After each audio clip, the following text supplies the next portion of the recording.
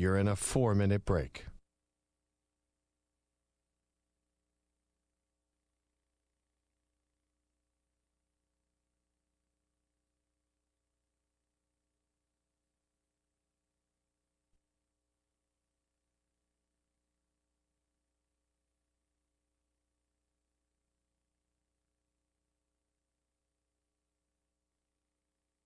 Three minutes, 30 seconds remaining.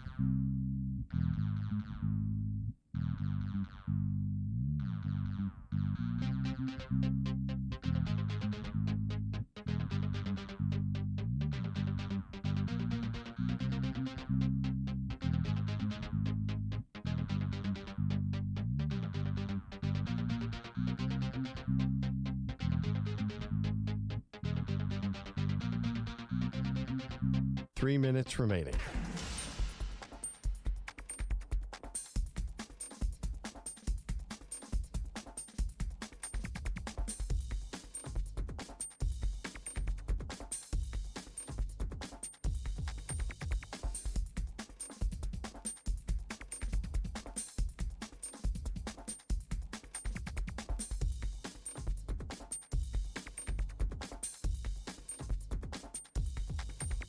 Two minutes, 30 seconds remaining.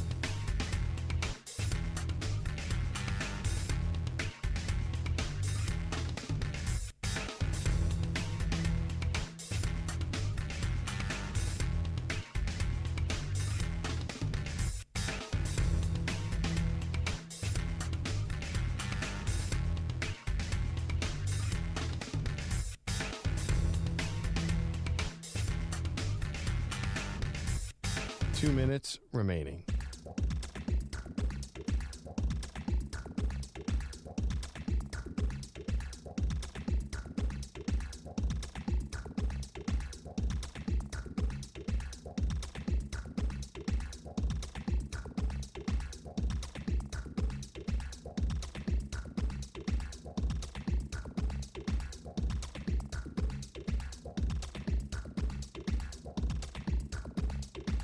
1 minute, 30 seconds remaining.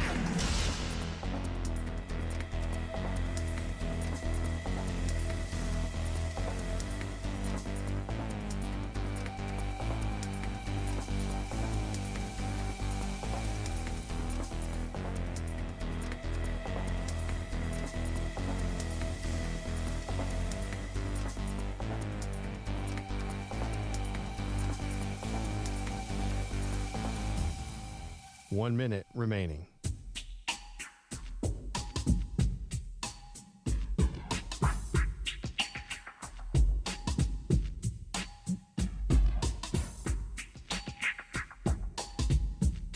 Forty-five seconds remaining.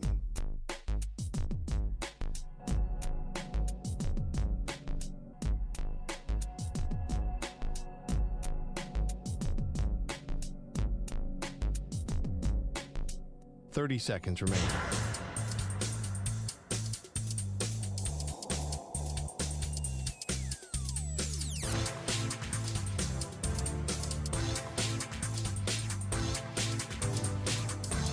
Fifteen seconds.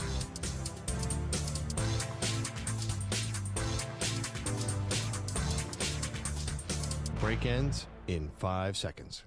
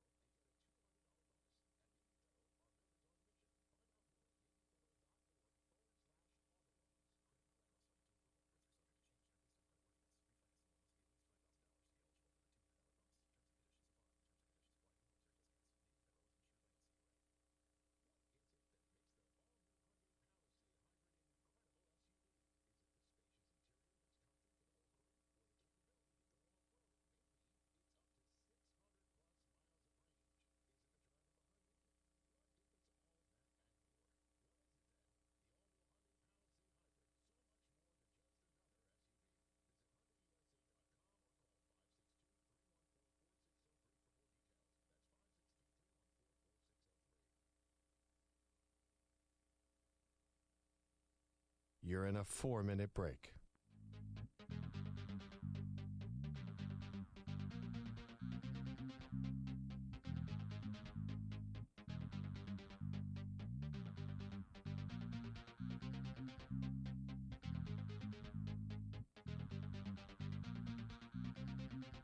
Three minutes remaining.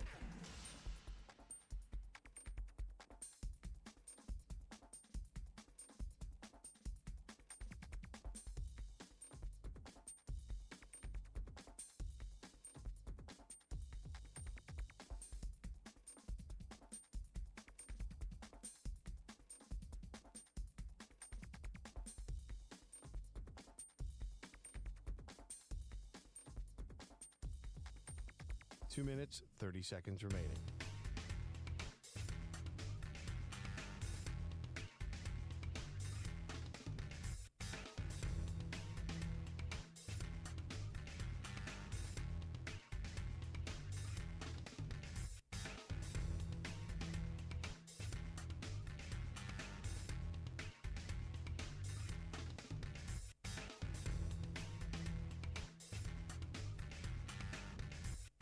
Two minutes remaining.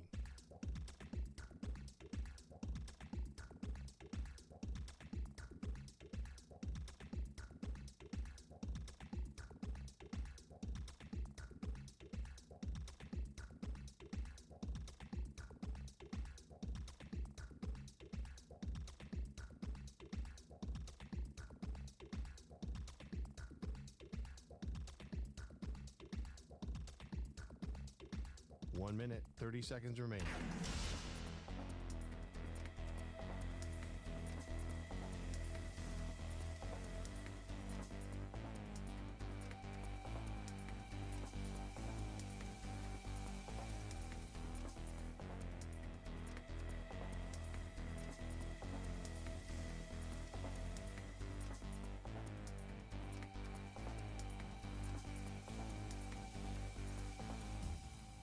One minute remaining.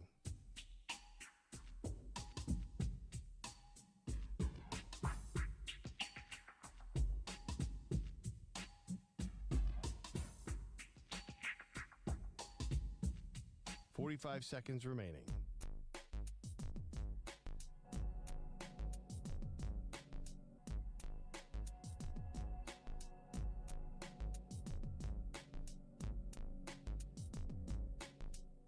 Seconds remaining.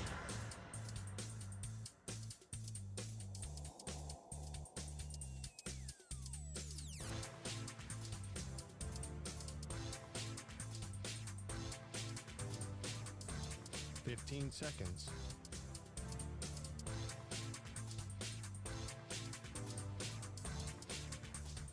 Break ends in 5 seconds.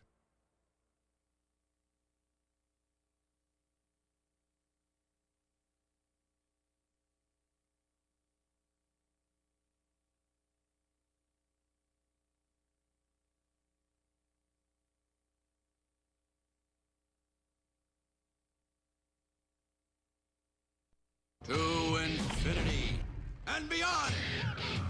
He's live. He's nationwide. This is the Zach Gelb Show.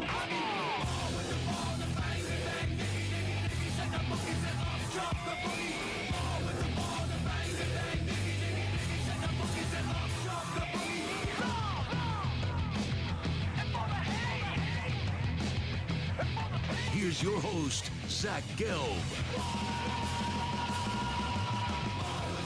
Live from the Play Show, yet not overly ostentatious studios of the Infinity Sports Network here in beautiful New York City, sitting on top of the 10th floor, 345 Hudson Street. Welcome on in to what is a Thursday edition of the Zach Gelb Show across all the great local Infinity Sports Network affiliates, Sirius XM, Channel 375, the free Odyssey app, the iHeartRadio app, and also streaming live on YouTube. 888-710-4ISN is the number to jump on in. That's 888-710-4476. And you could always get at me on Instagram, where I'm straight flexing, or via the good old cesspool of Twitter, at Zach Gelb. That's ZACHGELB. Or you could hit me up on TikTok at the Zach Gelb Show. We got a whole lot to do today.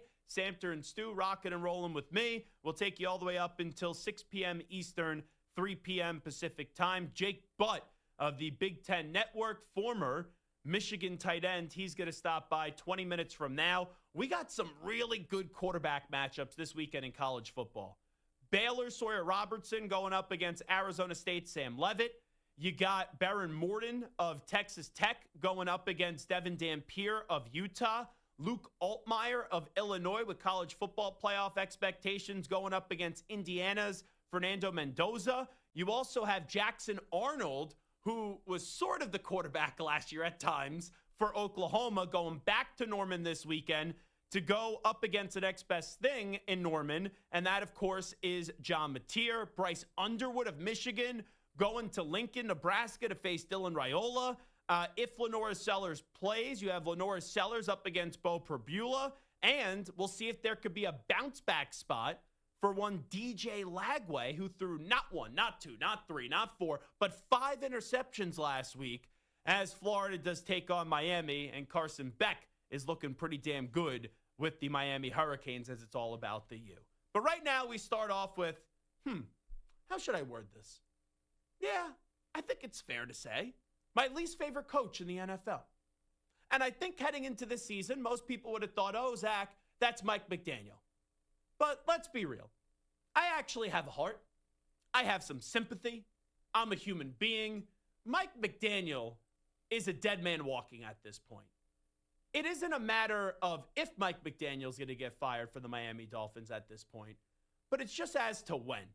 So I'm not going to sit here, and I would never dance on someone's grave, right? I'm too good of a human being to do that. I wouldn't sit here and beat a dead horse. I'm not going to do that. So Mike McDaniel, you're still on my S list. I still don't like you. You were the first coach that I've ever said I have the coaching ick with you. But now I moved on to somebody else. And the person I moved on to is Ben Johnson, who I have the coaching ick with Ben Johnson.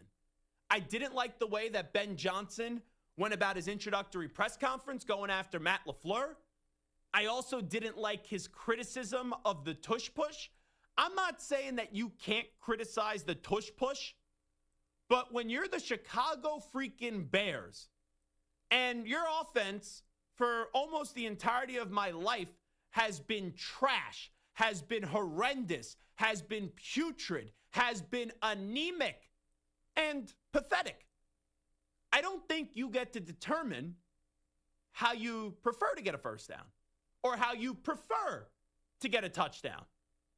And Ben Johnson, with that smug, arrogant look, sitting there and saying, oh, well, I don't like the tush push because it isn't an explosive play. And then a reporter saying, well, you know, the tush push gets first downs, the tush push gets touchdowns. And Ben Johnson's like, hey, it's not for me. That irked me the wrong way.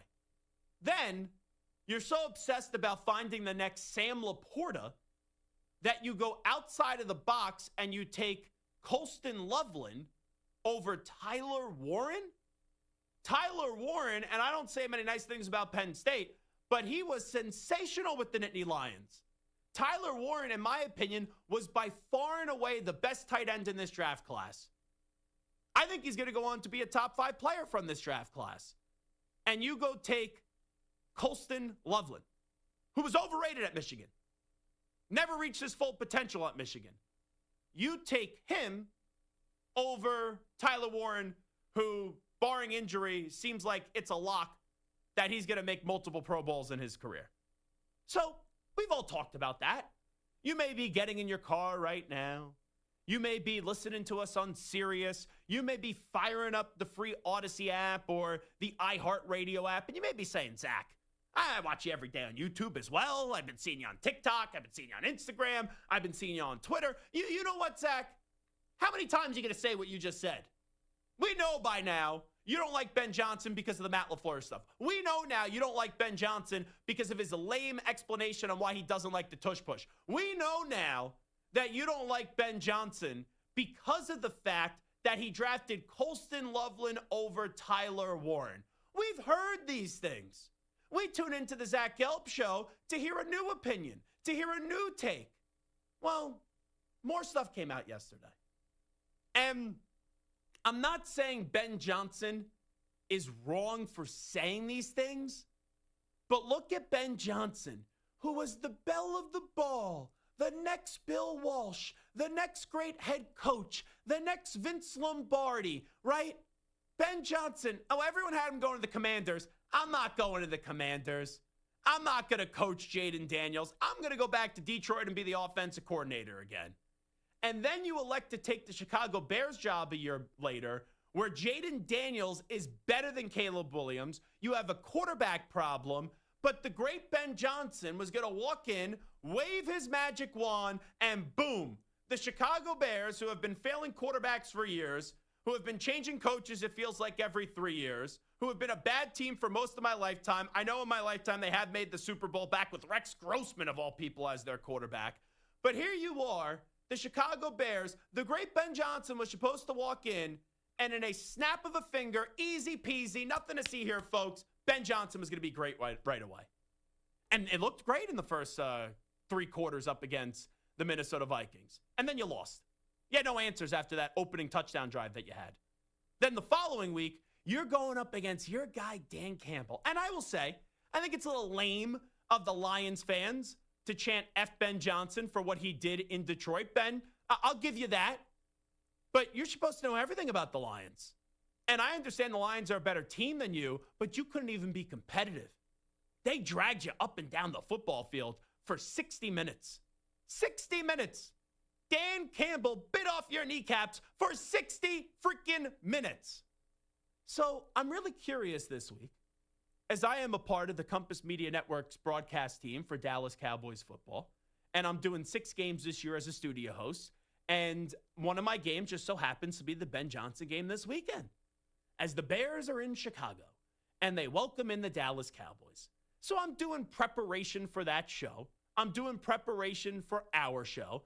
And yesterday I go, you know what? I'll listen to Brian Schottenheimer's press conference. I'll listen to Caleb Williams' press conference.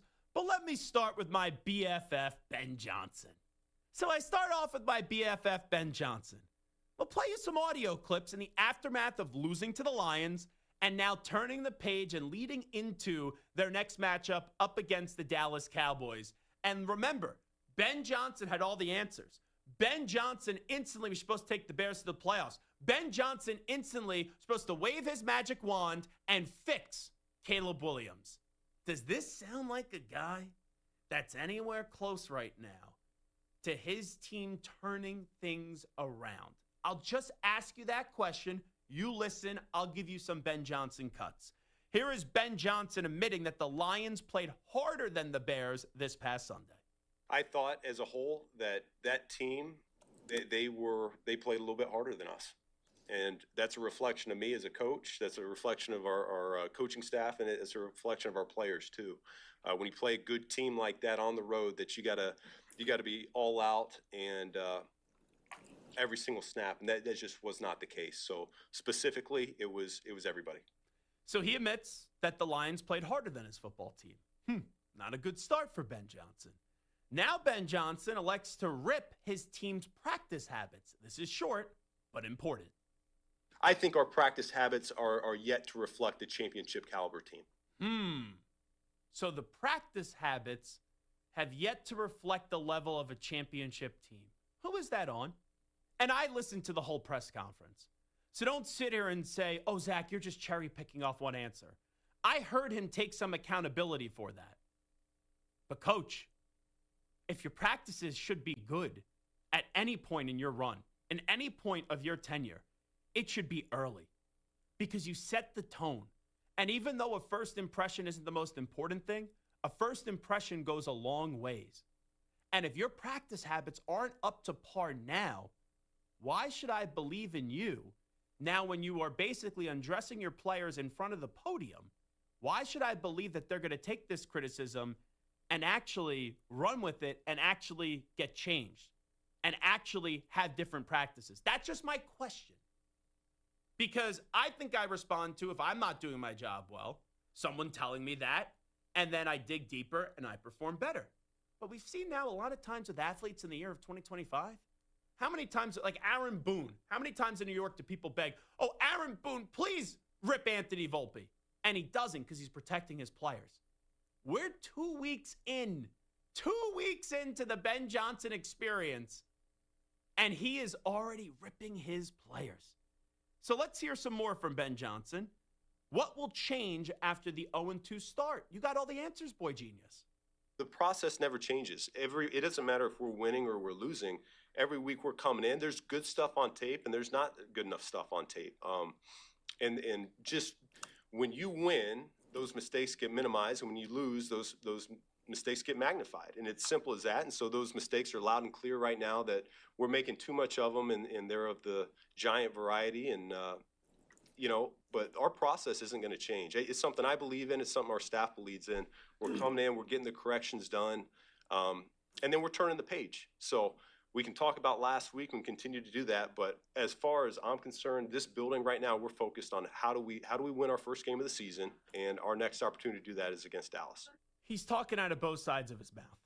Because in one answer, he goes, our practice habits aren't at the level of a championship team. And then the next answer is, our preparation and getting ready for a game, the process is never going to change. Well, if there is something that's not going well and you're going to make that public, doesn't some sort of the process have to change? Because clearly the process the last 2 weeks wasn't good enough. And the irony here is, I don't think you should change much after 2 weeks. But the moment you get in front of that podium, and the moment you start to say, our practice level habits aren't good enough, then you need to find a way to make something to change. Because ultimately, the practice habits aren't on Caleb Williams. They're not on Rome Odunze, right? Like, they got to practice hard, but it's up to the coach to ensure, and a coach to bring a culture where practicing hard is a given. And clearly, you haven't done it yet. So let's hear more from Ben Johnson. He then doubled down and reiterated the importance of effort in practice. The way that we've talked about it as a coaching staff going into this week is we're going to have a lot more competition. I've alluded to it before, just what these guys look like when the ball's not in their hands. That's a big deal for us. And so there were some plays there yesterday that we weren't quite as pleased with what that looked like on tape. And so we're going to find out this week at practice who wants to practice hard and who wants to be a little bit more involved with the game plan here going into Sunday. So he's challenging his players once again. And here's the thing. You challenge your players, they better respond. If you don't beat the Cowboys this weekend, you're 0-3. You've already used that card of challenging your players, trying to insult them, trying to say they don't practice hard enough. If they don't respond, it means two things. Number one, you either don't have a good football team, or number two, the players are already tuning you out. Here is one more from Ben Johnson. Even though it's an ugly 0-2 start, he expects his team to get better as the year does go on. We're going to be playing our best football in December. I know that to be certain. We're just in a race right now to get better in a hurry. And the faster we get there, the wins will start coming, and we'll be just fine. So if you can't even guarantee me that you guys are going to get off to a better start this week, and you're in this hurry rush to go get a victory this week, and how slow this process is taking, why the heck should I believe you that in December you're going to be playing great football? And I do tend to believe, right, if you are a good coach, if you do have control of your locker room, if you are actually going to make that transition and be successful from offensive coordinator to to head coach, that as you get better and as you coach more, your team will play better. But here with Ben Johnson, there's a lot of nonsense before the season, and now there's a lot of nonsense to start the season. And everyone that we're told is supposed to be so special, and he's supposed to be this, genius next great head coach, I just don't see it right now. Now, it's only 2 games in. I know it sounds like I'm not giving him time. I'm not saying fire Ben Johnson today. Quite frankly, I think he gets an automatic 2 years in Chicago. But right now, this is ugly. And we have seen a change really starting in the 4th quarter of week 1 to now, where this guy went from supposedly going to be a great head coach, right? The next great head coach in this league, offensive genius, easily going to make that transition seamlessly from offensive coordinator to head coach to now, after 2 weeks, you're like, ugh, they blew the game up against Minnesota. They made J.J. McCarthy be the NFC Offensive Player of the Week after playing like trash for 3 quarters. And then last week, they couldn't even have a pulse up against the Detroit Lions. So now you're going up against a Cowboys team who's 1-1 to start the season. They could easily be 2-0 or they could be 0-2, right? They were right in it up against the Eagles. You could argue just as easily as they won that game up against the Giants, they could have lost it. It was in overtime. Dak Prescott's playing solid football. CeeDee Lamb and George Pickens looks like a good duo to start the year. You know, Javonte Williams is hot out of the gate, but I wouldn't say that running back room is awesome. The offensive line is playing fine to start the season. And the Cowboys defense, it's not as if they have, you know, the greatest players on the defensive side of the ball. So, yeah, do I view the Cowboys as a better team right now than Chicago? Yeah, I do. Is it by leaps and bounds? Is it by miles and miles and miles? No. So if you can't win this week, or let me set the bar even lower for you, Benny Boy. If you can't even just play okay and be competitive, well, after this whole stink that you put up this week, how much of your players actually listening to you? How much of control of the locker room do you actually have? That's my question. It is the Zach Gelb Show on the Infinity Sports Network. We will take a break. When we come on back, Jake Butt for the Big Ten Network will join us. You're in a 5-minute break.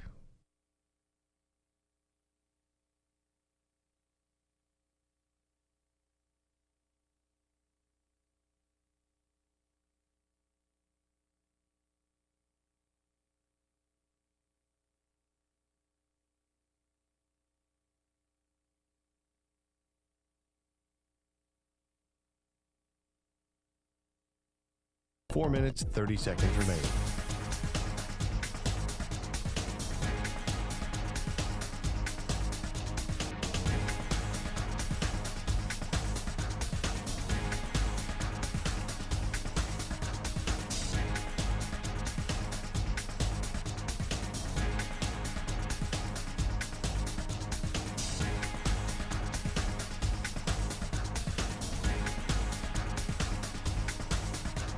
Four minutes remaining.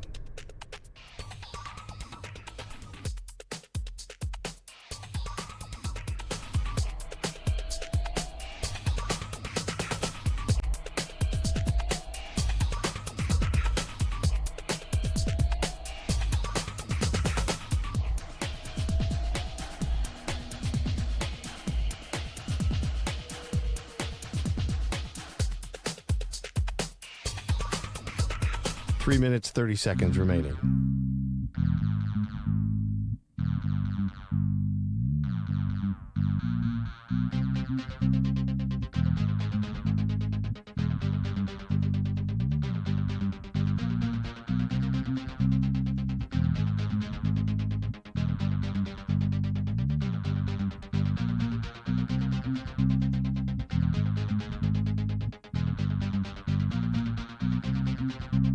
Three minutes remaining.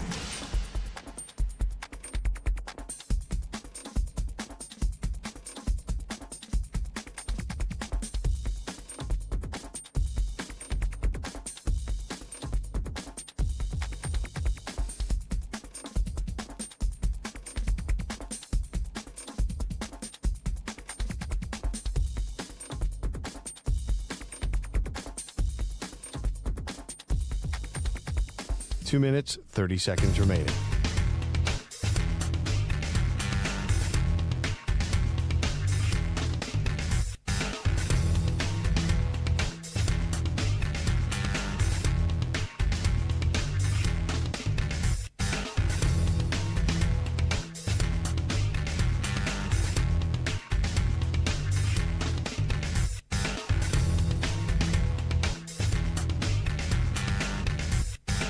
Two minutes remaining.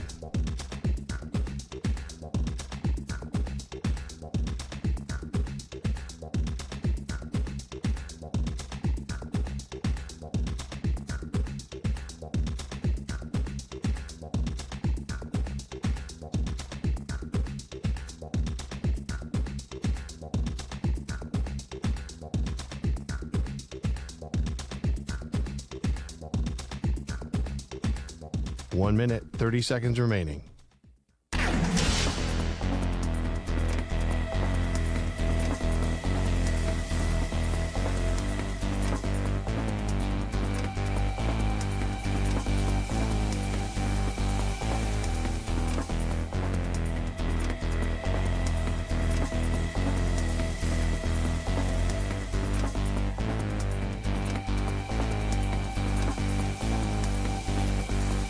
1 minute remaining.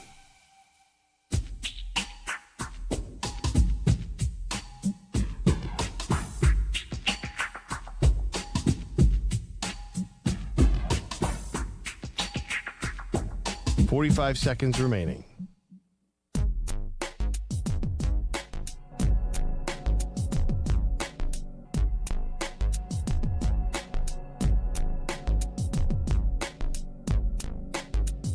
"30 seconds remaining.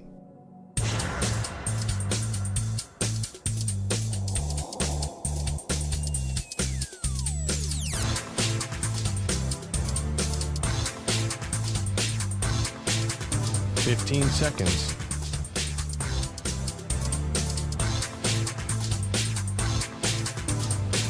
Break ends in 5 seconds.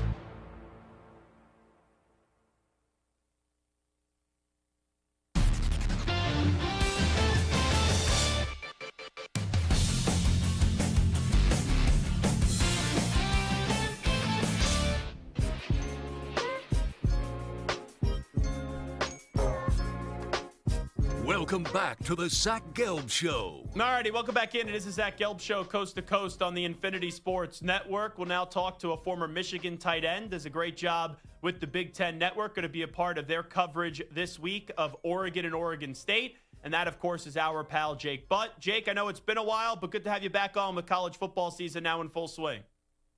Yeah, it's great to see you, and don't mind my office here. I am in an Uber on the way to the airport to call the Oregon State game. So regardless, we're just talking football, so it doesn't need to be sexy, and excited to break things down with you. Yeah, well, let me start you off with the Ducks of Oregon. Dante Moore, I know a lot of us are waiting to see what it's going to look like next week up against Penn State. But Oregon, anyone you put in front of them, they've been dominating to start this season, and Dante Moore, I know he's been there now for 2 years, but it seems like he's really rocking and rolling for Dan Lanning and the Ducks. Yeah, listen, I mean, Oregon doesn't have a win over Texas, and Ohio State deserves to be ranked number one in the AP polls. But if you just looked at it just from the pure film standpoint and the product that's being put on the field, I think Oregon has a really, really strong case for them to be ranked number one in college football. You know, it's crazy how much they lost to the NFL last year. And my first game of the season was Oregon-Montana State. So you get to talk to Dan Lanning and the staff. And he told us straight up, he said, listen, I believe we have more winning football players on this year's roster than last year, meaning they have more depth, more talent. That's just credit to Oregon, you know, their ability to reload through the transfer portal and recruiting. And Dante Moore, look, that guy is a future first-round pick. They might have to go back to the portal this year because I think Dante Moore will have a serious decision to make after the season. He's a first-round talent potential, maybe top 15, top 10. And their coordinator, Will Stein, remember, he's coached Bo Nix and Dylan Gabriel. He's coached some great quarterbacks. He just flat out told us, he said, when it's all said and done here, I think Dante Moore has a chance to be the best we've ever seen. So really strong statement from the coaching staff. Yeah, no doubt about that. I think Coach Stein could eventually be a head coach one day as well. Jake Butt here with us. A highly anticipated QB matchup this weekend. Bryce Underwood going to Nebraska to face Dylan Raiola. This is a huge performance and a huge potential opportunity for Nebraska. And also it's a chance for Michigan to show what they were 2 weeks ago up against Oklahoma is really not what they're about this year. How about the quarterback matchup that we're going to see Saturday afternoon in Lincoln? Man, it's the quarterback matchup. It's the coaching matchup of Matt Rule year 3. Biff Poggi's on the sidelines with Sharon Moore being suspended. Dana Holgerson, I think he's been key. The Nebraska play caller offensively, he's been key for what has allowed Dylan Raiola to take those strides under center. So Dana Holgerson against Wink Martindale. This game is so important. You know, for Nebraska, it's been this slow building process. It's mental, it's emotional. Starting last year, they finally get to a bowl game. They win a bowl game. They've won their last 2 one-score games. So all these little dragons, these mental dragons they've had to slay, Michigan is now the next in line. I think the Cornhuskers are saying, if we can beat Michigan at home without their head coach facing that 5-star 18-year-old phenom and Bryce Underwood, look at their schedule. it's going to start. We're going to be talking about the Cornhuskers as a potential playoff team. The number one thing that will decide this game, though, is Nebraska's defense. Can they stop Michigan's running game? Cincinnati was able to run all over them. Brendan Sorsby, the quarterback of Cincinnati, was able to run all over them. Bryce Underwood is a much bigger talent, legs, arms across the board than Sorsby, and we know Michigan likes to run the ball. If Michigan can comfortably run the ball for 5 or 6 yards throughout the day, it doesn't matter what Nebraska does offensively. So that's the most important matchup to watch here. You talked about how if Nebraska wins this one, they'll get talked about as a college football playoff team down the road. Going into this season, Illinois was viewed as a college football playoff team. I'm very curious to see what type of effort you're going to get this weekend from Indiana, who's in the top 25. Fernando Mendoza's done a really good job for them. But last year, Curt Cignetti put Indiana on the map, and a lot of us are going to wonder this year, how much regression will there be? So I'm very curious to see what type of Indiana team you're going to get up against a very good Illinois squad.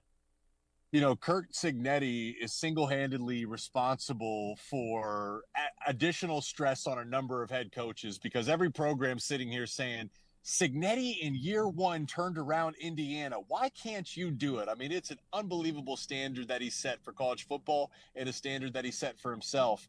I like their roster this year better than I did last year. I mean, I love the Hoosiers roster. Fernando Mendoza, I mean, Curtis Rourke was a good quarterback, don't get me wrong, but Fernando Mendoza, he's a guy that has a chance to be a first-round pick. I think CBS had him mocked, and I know it's a September mock draft, as the number one overall pick here, but it speaks to his talent. Here's going to be the chess match, though.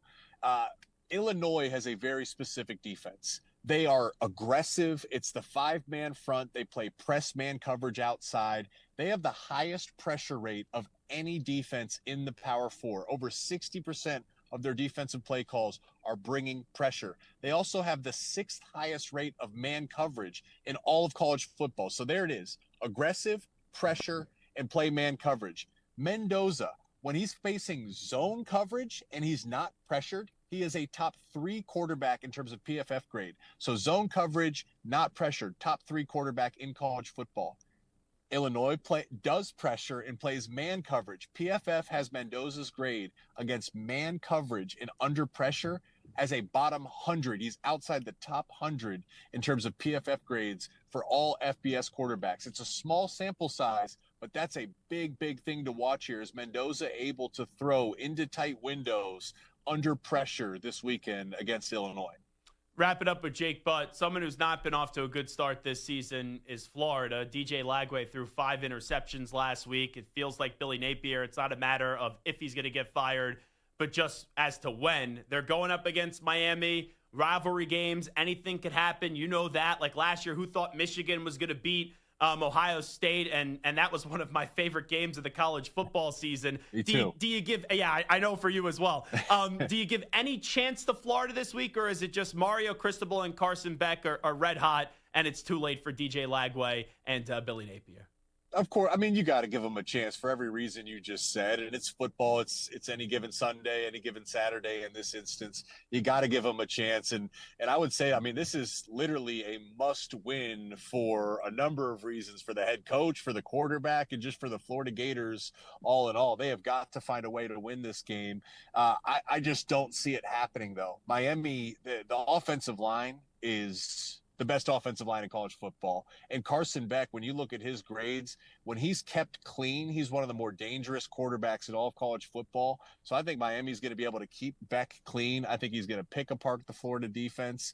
And DJ Lagway, I just don't know, man. We were all expecting to see him take major strides. Clearly the kid's talented. He's got all the talent in the world, but he just leaves things to be desired, and there's too many mistakes and self-inflicted wounds. Even when he's not under pressure being blitzed, it's really shocking. So I'm rocking with the Hurricanes in this matchup. You know, I'll tell you, when we look at the disappointment of college football this season, Jake Butt, Notre Dame's 0-2. Clemson is sitting there at 1-2. Arch Manning has not played well. Out of those 3 options, when you look at Notre Dame, you look at Arch Manning, and then you look at Clemson, who do you have the most confidence in to turn it around by the end of the season? Notre Dame. I'm really concerned about Arch Manning. I don't know what's going on there.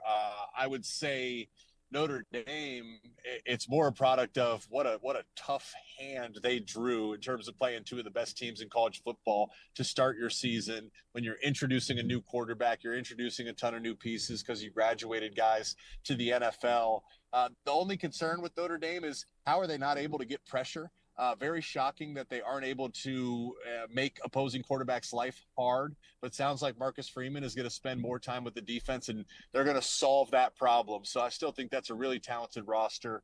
Notre Dame, there's a bunch of games on their schedule though that will not be easy. It's not going to be an easy path to get to 10 wins, but I think they're capable. What will be interesting if it's a 9-3 Irish team, is that enough to get in the playoffs? But I think the Irish will figure it out. Something else, just following up what you said about Arch Manning. I heard him say earlier in the week it's more mental than physical right now. That's really concerning to me because you don't know when that turns around. And with all the preparation, with this family lineage, we always just thought the moment wouldn't be too big for him. When you hear him say it's more mental than physical right now, his struggles, that has to be alarming, right, as a player?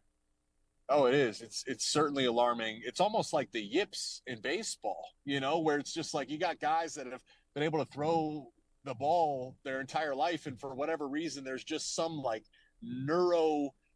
biochemical issue where it's just not the neurons aren't firing properly. And I feel for him, man, because I think that Ohio State game, he was seeing ghosts. I mean, Matt Patricia came out there and completely had the upper hand in terms of coverages. They were bringing pressure on Arch. And you kind of go back, though, look back at his high school. He wasn't playing in a powerhouse conference against powerhouse competition back in high school. He was throwing to wide open guys, and it was kind of easy for him. And obviously now playing in the SEC, this is a big jump in terms of skill. I'm concerned. I'm concerned for Arch, and I'm concerned for Texas. Last thing I'll ask you, Jake Butt, does a great job for the Big Ten Network. Let me just delve out and move out of the Big Ten once again.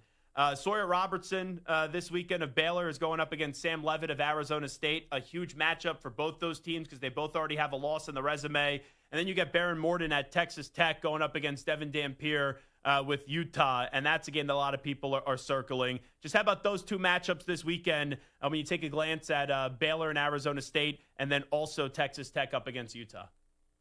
Yeah, Baylor and Arizona State, that one has a chance to be really high scoring. I think Sawyer Robertson has a chance. I mean, he's a dark horse Heisman guy. I don't know exactly what his odds are, but the numbers he's putting up are phenomenal. And, Baylor would need to win a ton of games. Obviously, Arizona State, that's a really strong program. They've been building that the right way. And then it's Texas Tech, Utah. 10 a.m. local kickoff. That is just like, I cannot wrap my head around that. 10 a.m. local. But what else is there to do in Utah? They're going to be showing up and showing out for their fans. I think that one's going to be a low-scoring game, though. That's a defensive battle. It's early in the morning. I can see it to be a slow start. But Texas Tech, one of the best offensive lines and defensive lines in college football. Utah, always one of the better programs in college football. I just think that's going to be a low-scoring game. Yeah, and a good coaching matchup as well with Joey McGuire going up against Kyle Whittingham. All righty, safe travels. Thank the Uber driver for us, and a big thanks to you, Jake Butt, for joining us today. Thank you. We'll see you soon. There you go. Jake Butt joining us on the show. Right here it is the Zach Gelb Show on the Infinity Sports Network. Good comprehensive college football breakdown with him. That must be a long Uber trip, by the way. He was on with us for like 13, 14 minutes, and he was on hold for about 5 minutes. So I don't know how far his apartment or his house or whatever hotel he is in right now is to the airport. But that's a pretty damn good drive there. And I was surprised, actually, by the connection. I always get worried when people are in the car and they're moving because you could get in a rough patch for like 2 minutes where it just doesn't sound good. But Jake Butt sounded pretty good to me.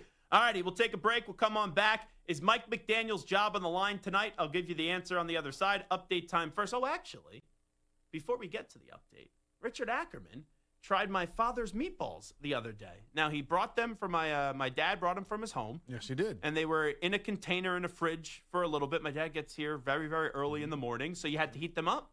I put them in the microwave for about, 45 seconds Okay. or so. I didn't microwave them. I ate the cold meatballs yesterday or 2 days ago. I thought they were good. I could have gone that route, but I figured maybe they were meant to be hot. Yeah, first I just don't trust the microwaves here. Well, that's another story. The microwaves look like they have a few things growing in them. Yeah, there you go. So on a scale of 1 to 10, how would you rate Bob Gelb's meatballs?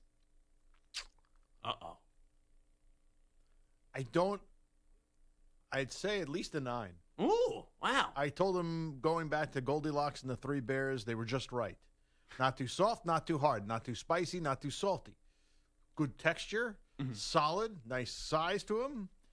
So I give them very high marks. I don't know what might preclude me from giving them a 10, 10 or a 9.5, but in the 9s. But here's the thing. I liked it. I'd go for it again. You can't give something a 10 because what happens if you have something better than that? Yeah, I think a 9's a very high score. I give it a 9. A solid 9. Yeah. A 9 with a wave around to go home. I was at like an 8.6, 8.7. I thought it was a very good meatball. Yeah. Oh, yeah. Now, I will say, I think the best meatballs he makes these miniature meatballs whenever there's like a football tailgate, college or NFL, and he puts some special sauce on them. Sweet and sour sauce. I think it's like a Swedish meatballs. Is what they call it. Exactly. Yeah. So those I think are a little bit better. I think you get. I can't remember what makes the sauce. Is it ketchup and relish? I'm not sure. It's something bizarre like that. Yeah. Maybe jelly or something. I forget what it is. But anyway, we'll come on back. We will talk about Mike McDaniel. He could be stuffing his face with some meatballs soon. He'll have a lot of money. I just don't know if he'll be coaching the Miami Dolphins. We'll look at his future next. Update time first. Here is a well-fed Rich Ackerman. Infinity Sports Network. Sports Flash. And we're sponsored by Old Trapper. Listen up, because not all beef jerky is the same. Old Trapper is better for you and higher in essential protein than chips, sugar-filled energy bars, or candy. So ask for Old Trapper by name, because no other jerky compares. Old Trapper, what's your beef? Week 3 in the NFL opens tonight in Buffalo, where the 2-0 Bills host the 0-2 Dolphins. Miami has had an awful start, prompting speculation about Mike McDaniel's future. Tua Tagovailoa has heard the talk and trying to block it out. You just got to continue to stick to your process, stay even keel, trust the guys, continue to bring those guys along, and you go out there and you continue to play, do your job, do the best that you can, and the result will take care of itself, whether it's a win, whether it's a loss, and you continue to grow from that, continue to move on from that. Miami's last win in Buffalo was back in 2016. Baseball this afternoon, the Mets looking to take the series from the Padres. Got a home run from Pete Alonso early and a 3-run shot from Brendan Nimmo, and lead San Diego 6-1, top 8. Top 9, it's the Guardians 3, Tigers 1. Rays lead the Blue Jays 4-0, bottom 8. Red Sox trail the A's 5-2, bottom of the 7th. The Mariners in front of the Royals 1-0, top 7. Marlins 1, Rockies 1, bottom 2. I'm Rich Ackerman.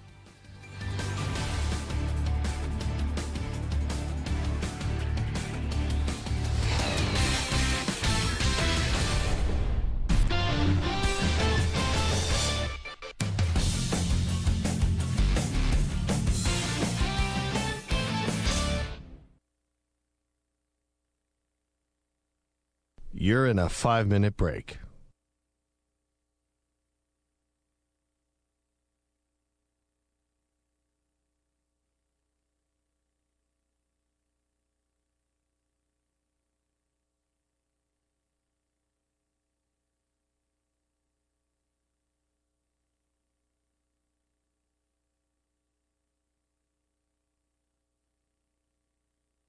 Four minutes, 30 seconds remaining.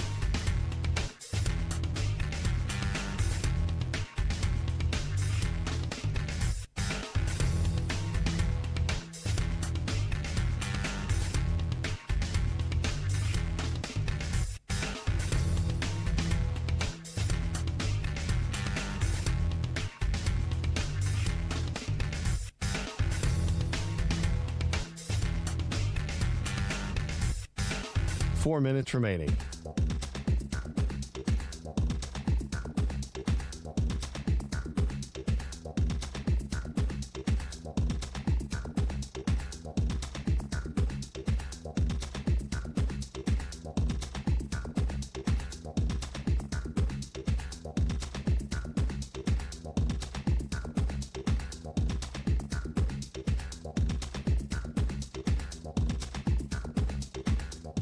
Three minutes, 30 seconds remaining.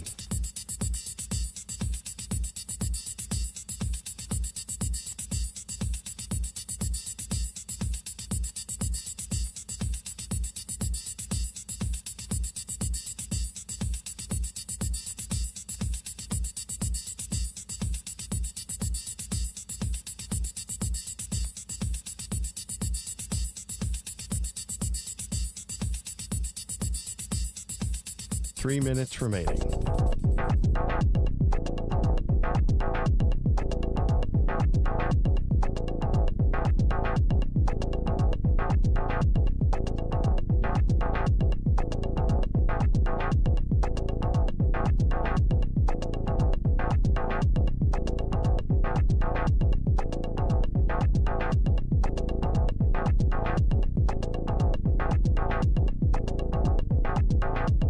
Two minutes, 30 seconds remaining.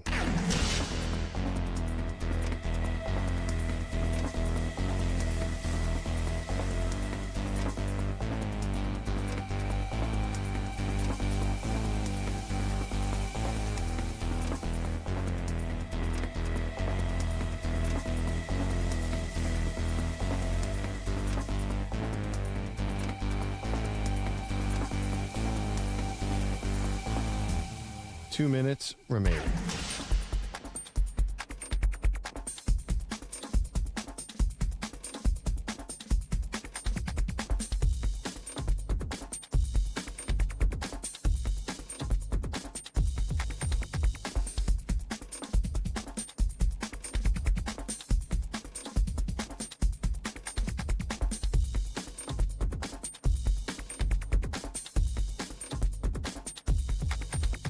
One minute, 30 seconds remaining.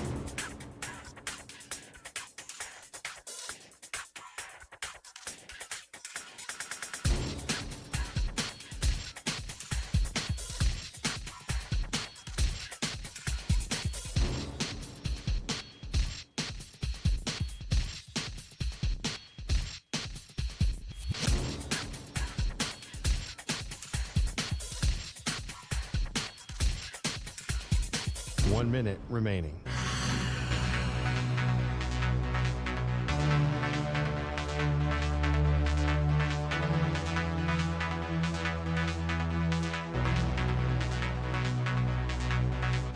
Forty-five seconds remaining.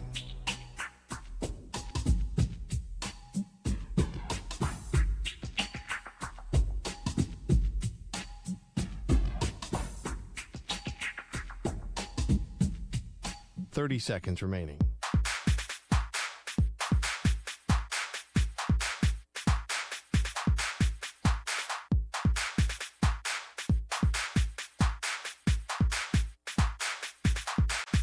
Fifteen seconds.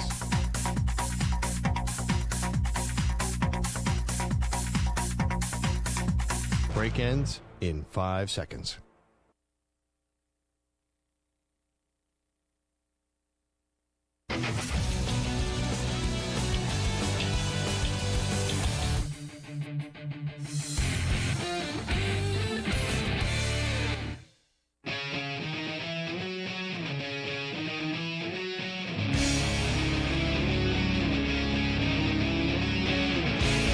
Listening to the Zach Gelb Show on the Infinity Sports Network.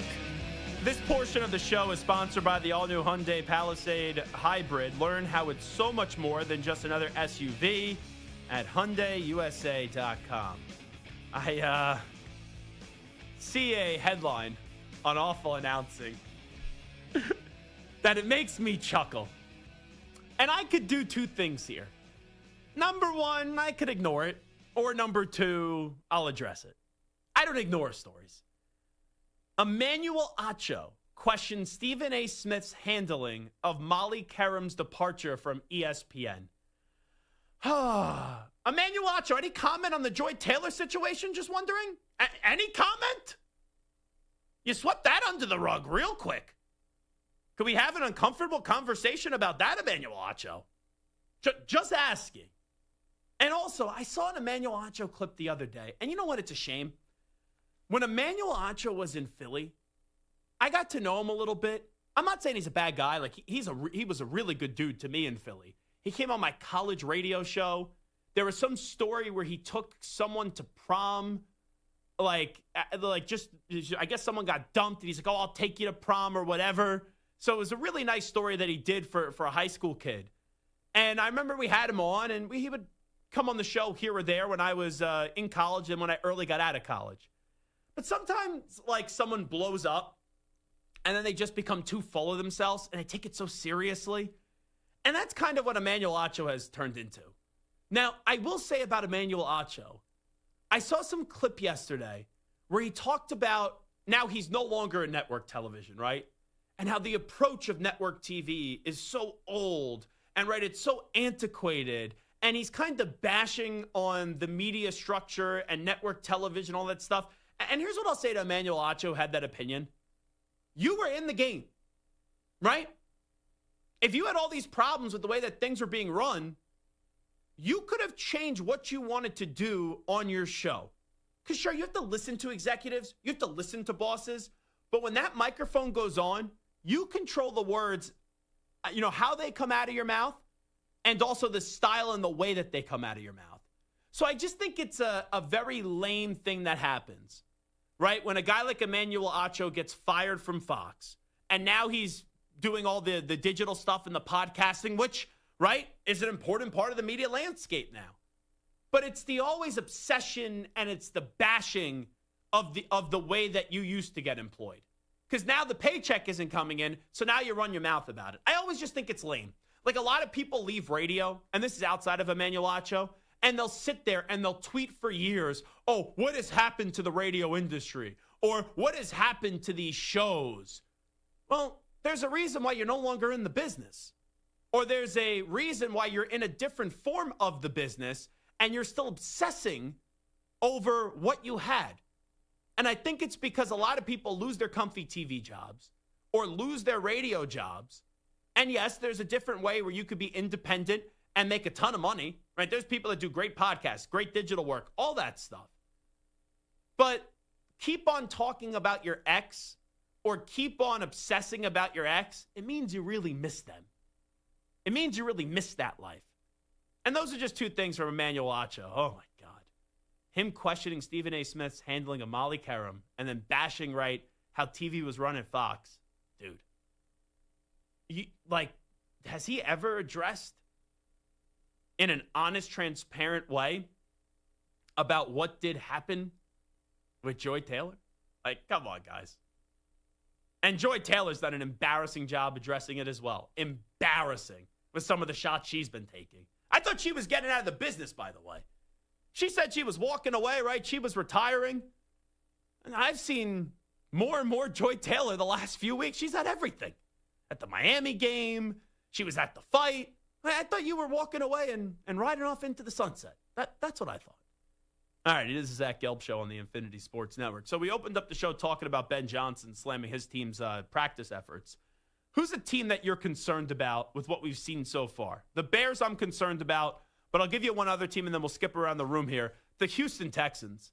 You have an offensive coordinating change. You're 0-2 to start the season. You lost 2 close games where your offense had a chance to really pull a rabbit out of the hat and show that this year was going to be a little bit different. Sure, the Texans 3 years ago were in a terrible spot, an abysmal spot. C.J. Stroud took that team to the playoffs. They won a playoff game in their first year. Then they lost in the second round to the Baltimore Ravens. And then last year, they didn't technically regress in terms of where they finished the season because they still got to the second round. They still beat the Chargers in the playoffs.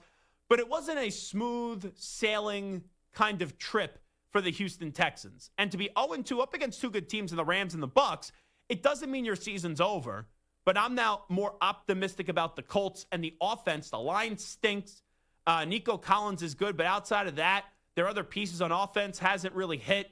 And the quarterback just doesn't have that it factor right now. So I am concerned about the Houston Texans. I will go to Samter next. Samter, who is a team that you're really concerned about right now? You know, I'm going to go off the board a little bit on a team that probably didn't have great expectations, but they just have looked awful so far, and that's the Panthers. Because Bryce Young kind of came on late last year. Canales was starting to look like a young coach getting comfortable, and it seemed like their trajectory was up. It seemed like the number 1 overall pick, Bryce Young, had figured things out. Right, Chuba Hubbard's a legitimate running back. They had drafted pretty well. They got some good defensive pieces. And this year, you start off 0-2. I mean, they might have the first pick for 3 straight years. That's how bad they've looked. And Bryce Young, all the progress that he's made, all the steps forward that he's made, seems like he hit a wall and he's taking that step right back. Yeah, that's the thing. I thought we overrated and I made this point in the offseason. it was a feel-good story with Bryce Young, but I think we overrated what he was going to be the following season because he was counted out, he was benched, and then they turned it around, right? He got back onto the field after they benched Andy Dalton, or Andy Dalton got hurt. I forget what happened. And when he got another opportunity, he exceeded what people thought because the bar was set so low. But it wasn't as if he was, to me, great. And I walked into this season where I said his job is on the line. His future is on the line. And I know that they rallied and they almost came back last week. But I just look at that Panthers team. The first 2 weeks you're playing Jacksonville and Arizona. You can't win one of those games. You look at their schedule, the first 7 weeks of the season, Jacksonville, Arizona, Atlanta, New England, Miami, Dallas, and the Jets. There's not a game that you say they definitely will win. But there's also not a game that you look there and you say, oh, it's a game that you can't lose. Like, that's a thing. They could lose all those games. They could win all those games. Neither's going to happen. Well, maybe they'll lose all those games, actually. But they needed to be around 500. Hovering around 500 after that 7-game stretch. And it's tough to envision that now with them being 0-2. And they do welcome in the Atlanta Falcons coming up on Sunday. Stu, who's your team? I'm going to go with the team that plays tonight, and that is the Miami Dolphins. Week 1 against the Colts, they were a complete disaster to Indiana Jones and company. And then last week against your Patriots, I guess they had a chance to win as kind of a back-and-forth game, but they're 0-2. I can't see them winning tonight. They're probably going to be 0-3, and it just looks so bleak for them, so bleak for McDaniels, and even Tua with that contract. It's just a team that is very concerning, to say the least. Yeah, it's a 12.5-point spread tonight. And this game is in Buffalo. Like 12.5 points, right? I would say, don't you got to just take the dog in this spot plus the points in a divisional matchup? I'm staying away from that in terms of the spread because I don't think in good conscience right now I could take the Dolphins plus the points, even though I kind of want to for tonight. So I'm looking at a Keon Coleman anytime touchdown, which is plus money right now. That's going to be my gambling play on this game tonight. But if McDaniel loses, they're 0-3 to start the season. I think they will lose tonight. Then they play the Jets and the Panthers. If you lose to the Jets, maybe you throw them out there one more time up against the Carolina Panthers. But if you lose both those games, that means the coach, who there's already signs he lost the team, the back and forth with Tua, the lack of respect. Well, I can't really put that on McDaniel. Tyreek Hill doesn't have respect for anybody, but Tyreek Hill doesn't have respect for the Dolphins. These next 3 weeks, you expect – the question tonight is not if you're going to win. Can you? It's just how ugly is it going to be? Will you show a good effort or will you get blown out? But then if you lose both those games to the Jets and the Panthers, I don't see how Stephen Ross can continue with Mike McDaniel as his head coach. Even if you lose one of those games, it's going to be tough to justify if you start the season 1-4 to keep him for that Week 6 matchup against the Los Angeles Chargers. This QB or that QB? That is the question in college football and the NFL. We'll do that next. It is the Zach Gelb Show.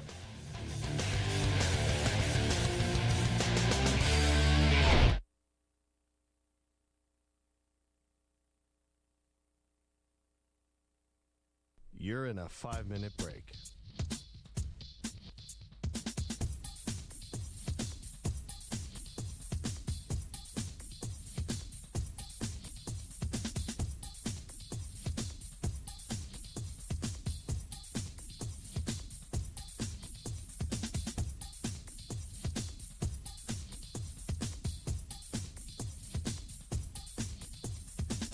Four minutes, 30 seconds remaining.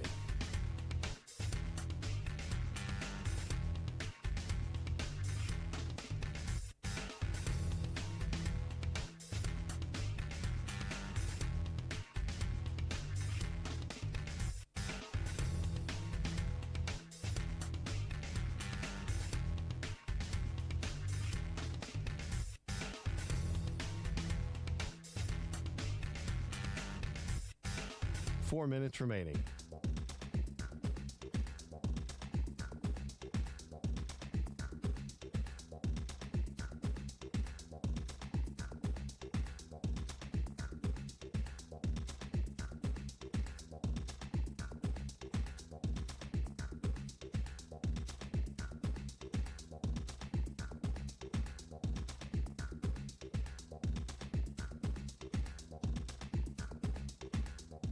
Three minutes, 30 seconds remaining.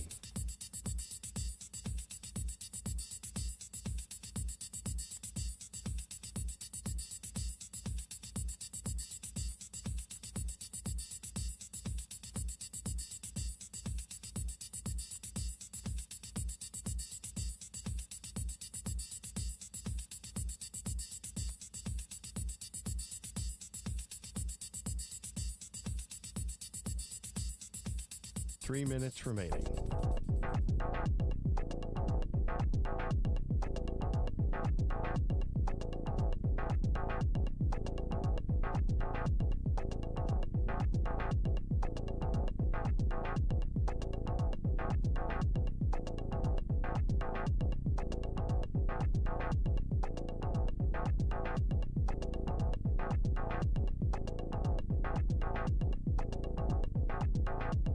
Two minutes, 30 seconds remaining.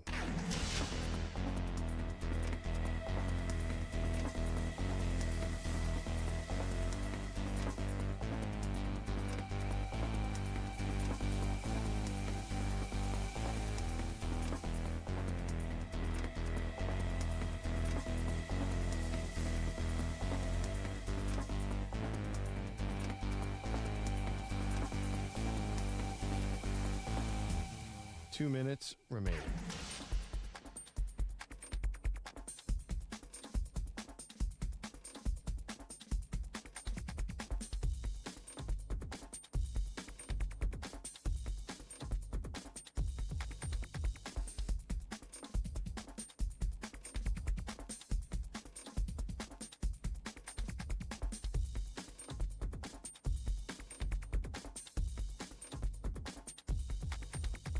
One minute, 30 seconds remaining.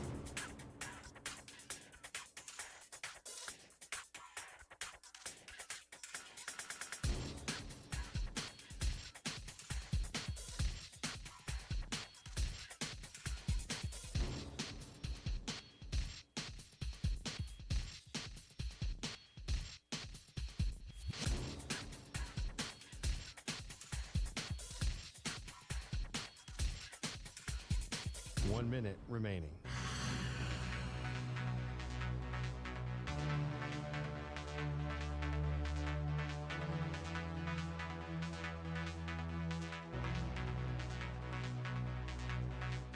Forty-five seconds remaining.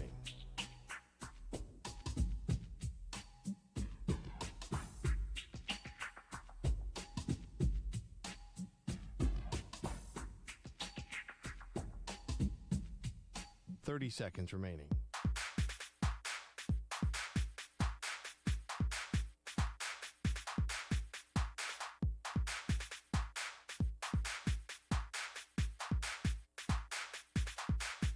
Fifteen seconds.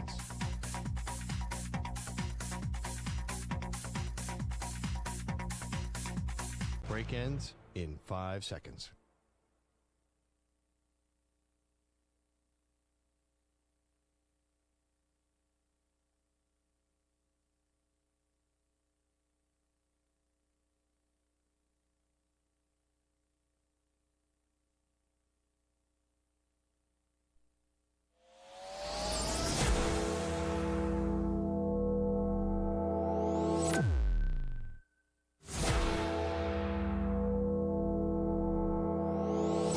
Infinity and beyond. He's live. He's nationwide. This is the Zach Gelb Show. Alrighty, hour number 2 of our radio program. It is the Zach Gelb Show, off and running on a Thursday right here on the Infinity Sports Network. It is time to get to a little this QB or that QB, as that is the question, and the question does derive with quarterback play this upcoming weekend in not only college football, but also the NFL. Because there's a lot of shows that will only sit there, national shows, and talk NFL, and I don't understand it. You know, I want to channel my inner Emmanuel Acho and start criticizing everyone else in the media game. But college football just as equally drives the train, in my opinion, as the NFL in the national landscape, with how many college towns we also do broadcast to you. So let's get to college football. Let's get to the NFL. What do we want to start here first? Do we want to go with college or do we want to go with the NFL? I think it kind of makes more sense to go with college, since college starts before the NFL. Well, they both start on Thursday. But in terms of the main slate, right? College football main slate Saturday, NFL main slate on Sunday. You thought that was funny the way that I worded that, Sam? Well, I think that you're overthinking it. Let's just start with college. Okay, that's fine. Yeah, I think it all Checks works and out. balances are good. If you think I'm overthinking something, you just get on the air, you say I'm overthinking something, and then we move on. And I'm not going to say generally I'll listen, But in this case, I will listen. So let's get to it. I'm sorry, what'd you say? Listening what? Okay. Let's start in college. Let's start with my boys. Forks up, baby. Sam Levitt of ASU. How do you do the fork thing again? I messed this up last time, and I did something that was sexual. All right. You have to separate the fingers, right? Yes. Do that sexual thing. Just separate the index finger and the middle finger like this. Like this? Yeah. You could do it forward or back. It doesn't really matter. So it's supposed to be like this? It doesn't or really, like this? I think it's supposed to be like this. It looks wrong the other way, right? Well, both ways are fine. Oh, so this is fork up? Forks up, baby. I know what you're going to do. Don't do it. It's disrespectful. Well, Don't how do you know? I know You what didn't you're even about ask to me the question do. yet. I know what you're about to do. We're talking about Sam Levitt and my Sun Devils or Sawyer Robertson and those dang Baylor Bears. Don't do it. Don't do it. You move your fingers this way when also doing this position. It could be interesting. And Stu, hit the brakes, Stu. We're going to break. Commercials. Oh, boy. See, now this is a quarterback question, correct? That is correct, sir. Because I trust Kenny Dillingham more than I trust Dave Aranda, who has resting coach face all the time. And I trust the Arizona State team more than I trust the Baylor team right now. I think Arizona State's going to win the game, but I'm taking the Baylor quarterback in Sawyer Robertson. So I'm not going to go. Hold on, I got to do this correctly again. This is tricky. How do you do this again? One more time. Like that? Too many fingers. Yeah. Get the Sorry. thumb. Get Like the thumb that? out of there. Yeah, it's a little difficult there. That's annoying. The separation of the fingers is what confuses me there. Yeah, the key is just to get rid of the thumb. Just don't use the thumb. We don't need the thumb in there. We just hold it in. Okay. I'm gonna go with Sawyer Robertson.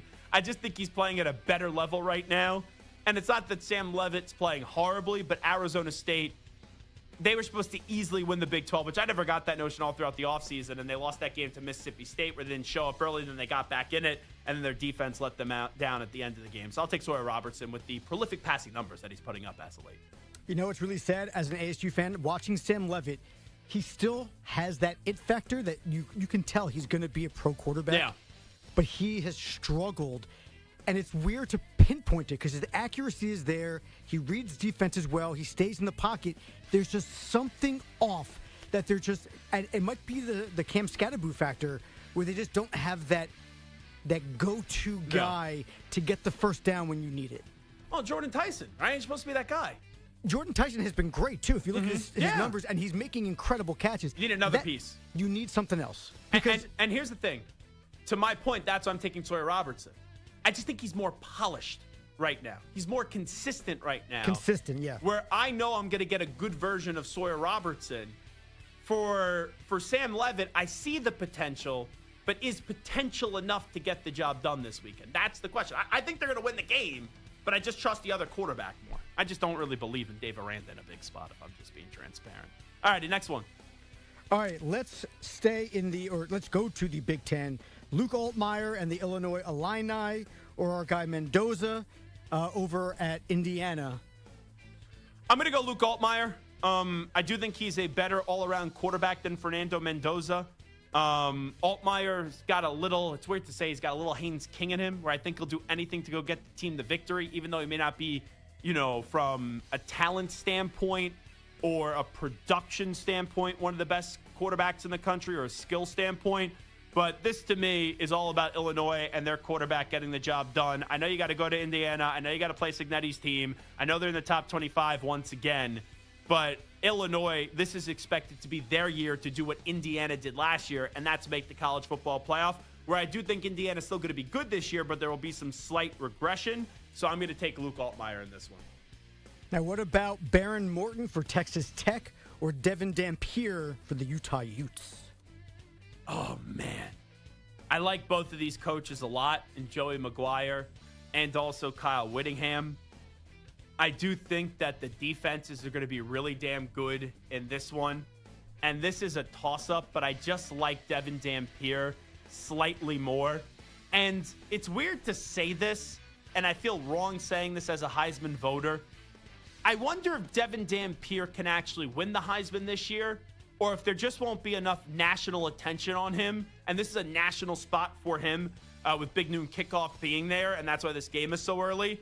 I just wonder if there is enough national buzz around Utah where they could actually have a Heisman Trophy winning quarterback this year, or if it's just going to be a Heisman Trophy finalist. Because if they're in the college football playoff, I think that he should be a Heisman Trophy finalist bare minimum. But there's a chance he could win the award. Coming over from New Mexico, to start the season is a 73% completion percentage. He's thrown 628 passing yards, 7 touchdowns, and he also has a rushing touchdown and only, surprisingly, 198 rushing yards. Last year, at New Mexico, he had 1,166 rushing yards and 19 rushing touchdowns.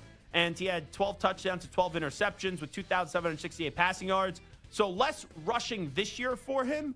But the passing game, touchdowns to interceptions, have been obviously drastically better. Now, they played UCLA, Cal Poly, and Wyoming. This is a huge test this weekend. But I'll take the dual threat Devin Dampier and what he's done early on this season.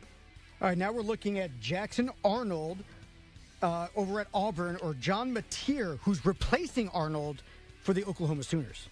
So remember last week when you asked me about South Carolina with Lenora Sellers going up against Vanderbilt with Diego Pavia? And I know Sellers got hurt. We'll see if he plays this weekend up against Bo Perbula. But I said for this week only, because it's for this week only, that I'm actually going to go with Diego Pavia over Lenora Sellers. I thought Vanderbilt was going to win. I have been out on Auburn all year, right? In the offseason, out on them all year. And they impressed me in that week 1 matchup against Baylor.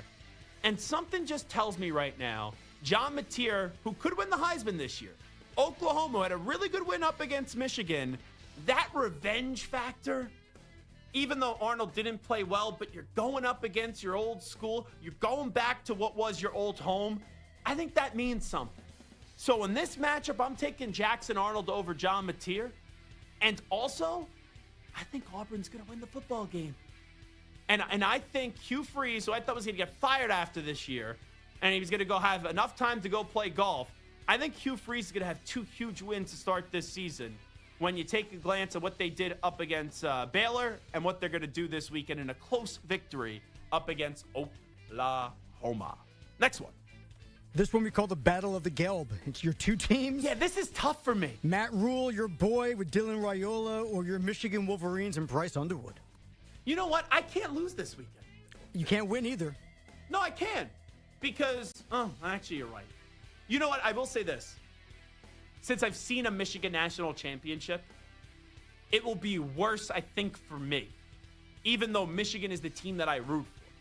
It will be worse for me if Michigan wins and Nebraska loses. Because I believe in what Matt Rule is building.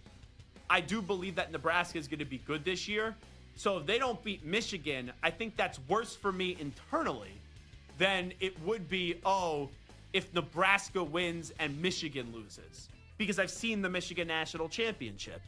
So in this one, it has nothing to do with how I just broke it down, but I am taking Dylan Raiola. I think Dylan Raiola is one of the more underappreciated quarterbacks in the country. Last year, some people called him overrated. Some people don't like what he did.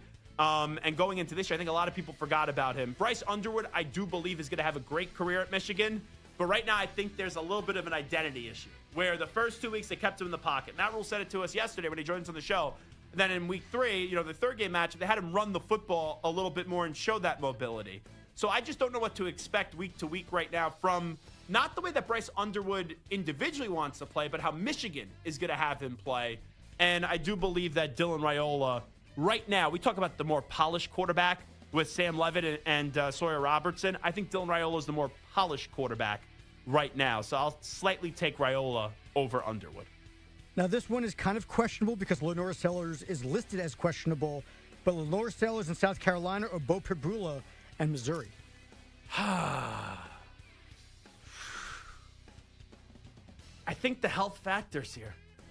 If you ask me who I do believe is the better quarterback, it's Lenora Sellers. But how healthy is Lenora Sellers going to be?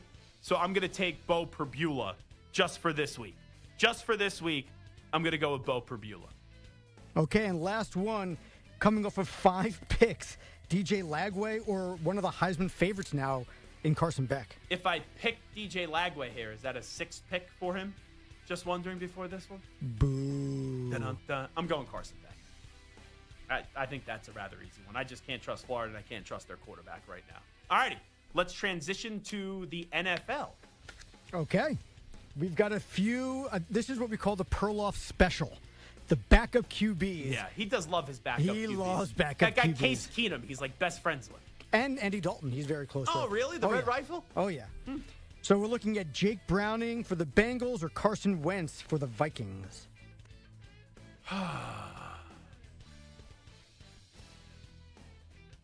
Oh, boy. This is like if you're a kid. You're 7 years old, and your mother goes, "Little Michael. Michael, motorcycle." Why's it got to be little Michael, huh? Because you're 7 years old. You'd be little. Who, you Maggie? Okay, fine. Little Stuart Little. No, don't do that. Was Stuart Yes. Little a big thing? Michael motorcycle and Stuart Little? I mean, what are you doing to us, man? I'm bringing up some bad memories for you guys. I'm just trying to keep you guys honest. This would be as if I said, "Hey, Stuart Little, would you rather have the little broccoli or would you rather have the little Brussels sprouts?" No 7-year-old wants broccoli or Brussels sprouts. I don't want to see Jake Browning. I want to see Joe Burrow. I don't want to see Carson Wentz. I want to see J.J. McCarthy. Oh, boy. I think we've seen a better version of Jake Browning recently than Carson Wentz. But something tells me there's going to be a little Wentz mania coming up this weekend. I'm going to begrudgingly, it's tough to even say these words into a microphone. I'm going to go with Carson Wentz. Yeah. I don't think it's crazy. Carson Wentz. I know he's far removed from being an MVP candidate. I'm wincing when I say that. He was an MVP candidate and a number 2 overall pick. So, we know that there's some skill there. It's just a matter of putting it together. Back when it was in a long time ago. 2017, 2018. I knew. I was in middle school at the time. No, it was a while ago. You were not in middle school. No, you I were was working here. I was like 43 at the time. I was doing part-time radio in Philadelphia back then. That's how long ago that was. And then I became a national radio star. With hundreds of thousands of views on TikTok. Let's go. Yeah, we debut on TikTok and we go viral on TikTok, and I didn't even have to dance or shove Samter into a box. I mean, we're just five, gave a good take on Andy Reid and Travis Kelce. We're 5 days into TikTok and we're rolling already. Yeah. Let's go. Let's it's only do downhill from here, right? I mean, let's hope not. Who are we, Mike McDaniel? All right, let's look. No, he never got off the ground. I know, At least we got off the ground. The idea of like there's nowhere to go but down is like, come on. We'd be more like Chip Kelly when he was in Philadelphia. Good start, ugly finish. That's the comparison. All Next right. one. How about your boy Drake May or Aaron Rodgers? I'm going to go Drake May. Who's the better quarterback all time? Obviously, it's Aaron Rodgers.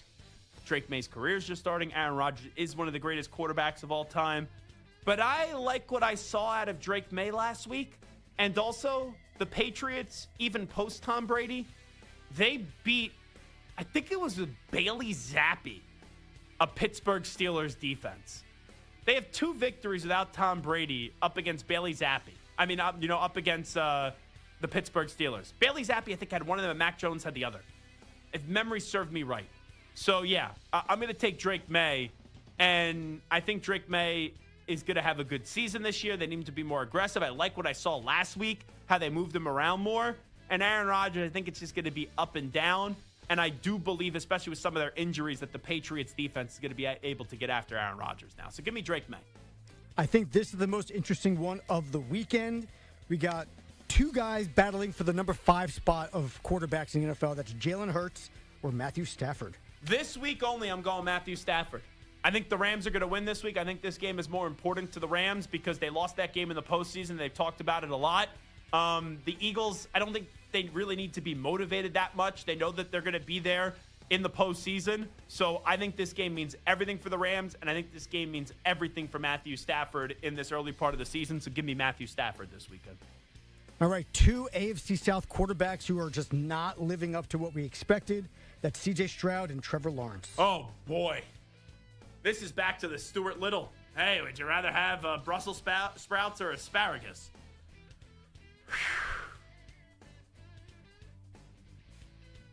I'm going to begrudgingly go with, just for this week, Trevor Lawrence. I think C.J. Stroud is the better all-around quarterback. At least, though, the Jaguars' offense has been able to put up points so far this season, where the Texans really have not been able to. So I'm going to take Trevor Lawrence, even though I think C.J. Stroud is the better quarterback. But, yeah, it's been ugly for the Texans. You know, at least the Jaguars were able to score 27 and 26 points to start off the season. So I go Trevor Lawrence. Hopefully Brian Thomas Jr. can catch a cold, though, this week, because he was scared last week. Now, another in-division rivalry. We've got the Broncos and the Chargers. Bo Nix, Justin Herbert. Justin Herbert. I just trust Justin Herbert more right now. I know they weren't great last week up against the Raiders. The Broncos probably should have lost that game to the Indianapolis Colts if it wasn't for leverage. I mean, they should have won that game. Well, they lost the game, but they should have won it is what I'm trying to say here. I don't know why that was so tough to get those words to come out of my mouth. But they should have won that game last week. I don't know. The Sean Payton-Bo Nix interaction was just interesting to me. I think Bo Nix will be fine this year. I think he'll be good this year. But I do believe the ceiling is higher for Justin Herbert. I think Justin Herbert's going to play more like he did week 1 up against the Kansas City Chiefs. So give me Justin Herbert and the Chargers. All right, 2 embattled quarterbacks who have a lot to prove, Dak and Caleb Williams. Can I defend Dak Prescott here for a second? You certainly can. The Cowboys are 1-1. They lost to the Eagles. They beat the Giants. That's probably how their season should have started. I think Dak Prescott's actually playing some solid football right now. To start the season, he's completing 68.6% of his passes, 549 passing touchdowns, and 549 passing yards, 2 touchdowns, and a pick. And he also has, only 20 yards on the ground, but he's only ran the ball 4 times. I just think Dak is playing solid football to start this season, where Caleb Williams, outside of him is escaping a potential tackle, there's not really been much that I love. That and the first drive that he had of this season, there's not really that much that there is to love and appreciate right now with Caleb Williams. So not that I'm saying Dak is playing great. I don't want to hype him up too much, but he is 5th in passing yards right now to start off the season in the NFL. So I will slightly take Dak Prescott there. All right, and last one, again, in the division, we got Michael Penix with the Falcons and Bryce Young with the Panthers. Big Penix energy. They should be 2-0. They should have beat Tampa Bay. And Bryce Young, I just don't think he's that guy.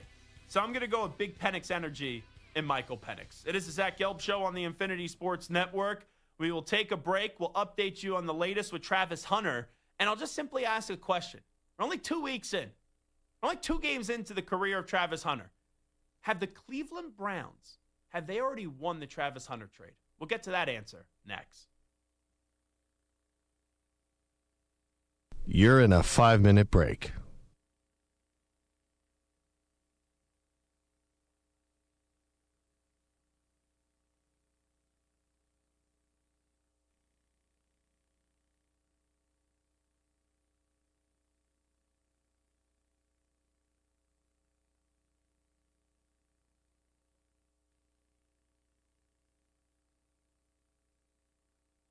Four minutes, 30 seconds remaining.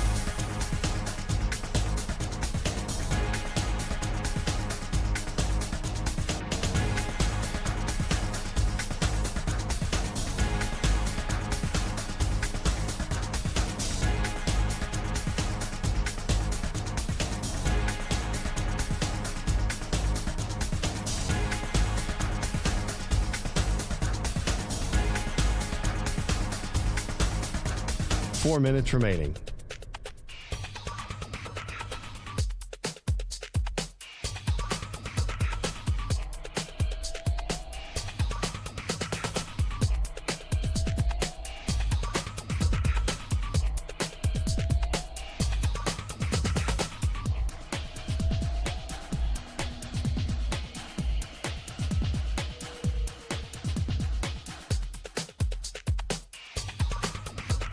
Three minutes, 30 seconds remaining.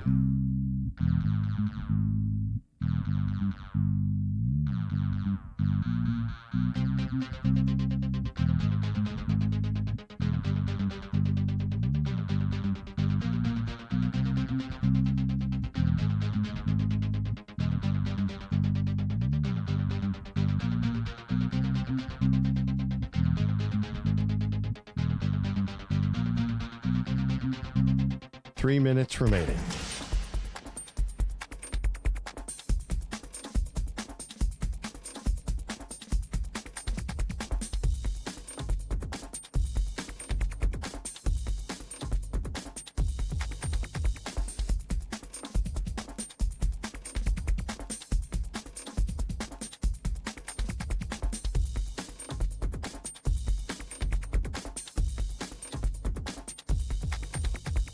Two minutes, 30 seconds remaining.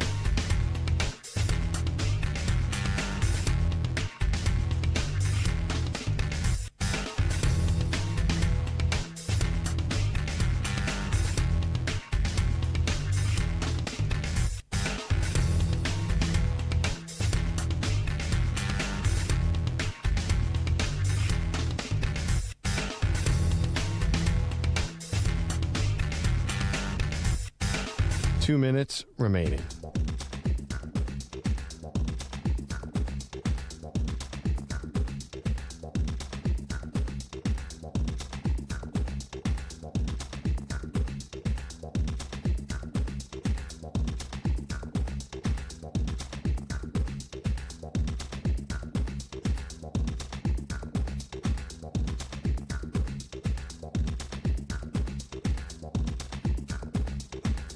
One minute, 30 seconds remaining.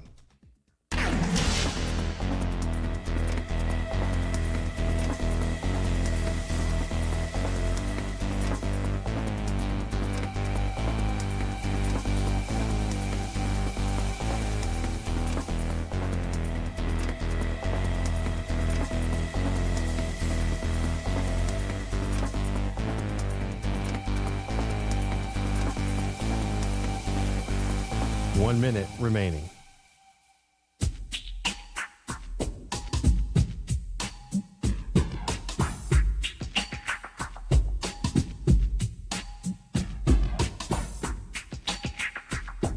Forty-five seconds remaining.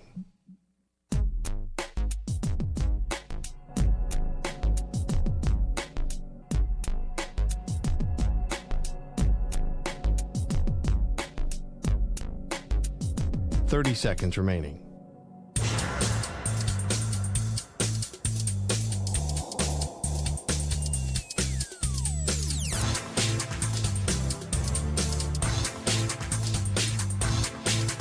Fifteen seconds.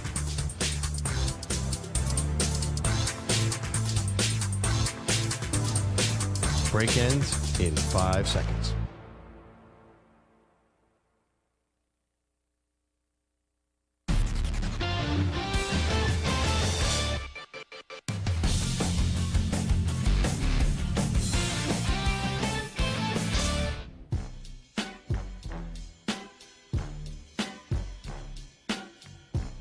You're listening to the Zach Gelb Show on the Infinity Sports Network. All right, it is the Zach Gelb Show on the Infinity Sports Network. You know what I'm kind of surprised about? How it really hasn't been a storyline through the first 2 weeks of the season. Have we really talked much about Travis Hunter? Have we really talked much about Shedeur Sanders? Now, I think for most of us, we've just accepted the fact that Shedeur is buried on the depth chart right now. And even if you think Joe Flacco should eventually get benched, it's going to be Dillon Gabriel up first and then maybe Shedeur. So the Shedeur story to me won't take off even more and won't really get off the ground, I should say, until you start to see Dillon Gabriel play games for the Cleveland Browns. And then he's going to have to play poorly for the Shedeur Sanders talk to at least be warranted. But on the other end, Travis Hunter is playing. And I know there were some health issues this offseason, but has anyone said a word about Travis Hunter? We haven't done a segment yet on Travis Hunter until now. We're in week 3 of the NFL season. And it's interesting because you look at Colorado without Travis Hunter and Shedeur Sanders, hot take, they miss them both. You know, you could argue that they miss Shedeur Sanders actually more than they miss Travis Hunter.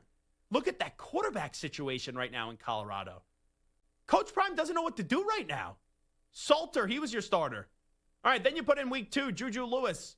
Oh, and then you go to Ryan Staub, and after 2 weeks of the season, Ryan Staub is starting a game for you, And now we don't even know what the heck Colorado's going to do this week. So they miss Shedeur Sanders more than they miss Travis Hunter. But right now in the NFL world, we're not talking really about Shedeur outside of that Baltimore Ravens story because Shedeur's a third-string quarterback. Travis Hunter's playing. And he's obviously not playing well enough. Now he's playing a lot of plays because I was reading Pro Football Talk this morning, who they did a whole article on it. Hunter has played 61% of the Jaguars' offensive snaps and 30% of the Jaguars' defensive snaps in the first 2 weeks of the season. That's highly unusual. Only 4 NFL players have played on both sides of the ball this season. Philadelphia's Cooper DeJean. You also have Aiden Hutchinson, Cleveland's Aiden Huntington, and Pittsburgh's Jalen Ramsey. They are almost exclusively defensive players who have played less than 5% of the offensive snaps. So far, Hunter hasn't had a huge impact. He's caught 9 passes, but only totaled 55 receiving yards, and only one of his 9 catches got the Jaguars a first down. On defense, he's had no interceptions, 1 pass defended, and then 3 combined tackles. Think about that production. That's really low. Now, he's playing both ways, but we haven't seen Travis Hunter pop off yet.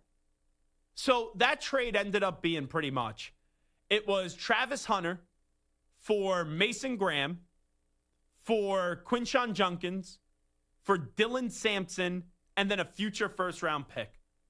Now, that future first-round pick, which is next year, it's the Jaguars. The Jaguars to start the season are 1-1. Stu, entertain me here real quickly. I'm going to give you the schedule. You tell me win or loss for the Jacksonville Jaguars. Okay. Coming up this weekend, Texans. Texans have to win that game. I say they lose that game, Jaguars. Okay. At San Francisco. Loss. Kansas City on Monday night. Loss. Seattle. They'll win that game. Rams. That game is not in the U.S. That is a loss. Then at the Raiders. That'll be a loss. Wow. You're getting a little confident. Team's 1-1. You feel like the Raiders are going to beat the Jags? I think so. Yeah. At the Texans. They'll split with the Texans, so I think they'll win the second one. Chargers. Loss. At the Cardinals. I say win. Ooh. At Tennessee. Win. Colts. Loss. Jets. Win. At Denver. Loss. At Indianapolis. Loss. Tennessee to end the season. Win. So you have them actually going 7 wins. You had 6 wins there. They already have a win, so that would be 7. So 7-10, what is that, a top 15 pick? Right? Could be a top 10, probably top 15 pick, though. And maybe Stu is right on one of those games. You know, like that like maybe Stu is, it's going to be more positive in 1 or 2 extra wins or 1 or 2 fewer wins. So I think there's a range, right?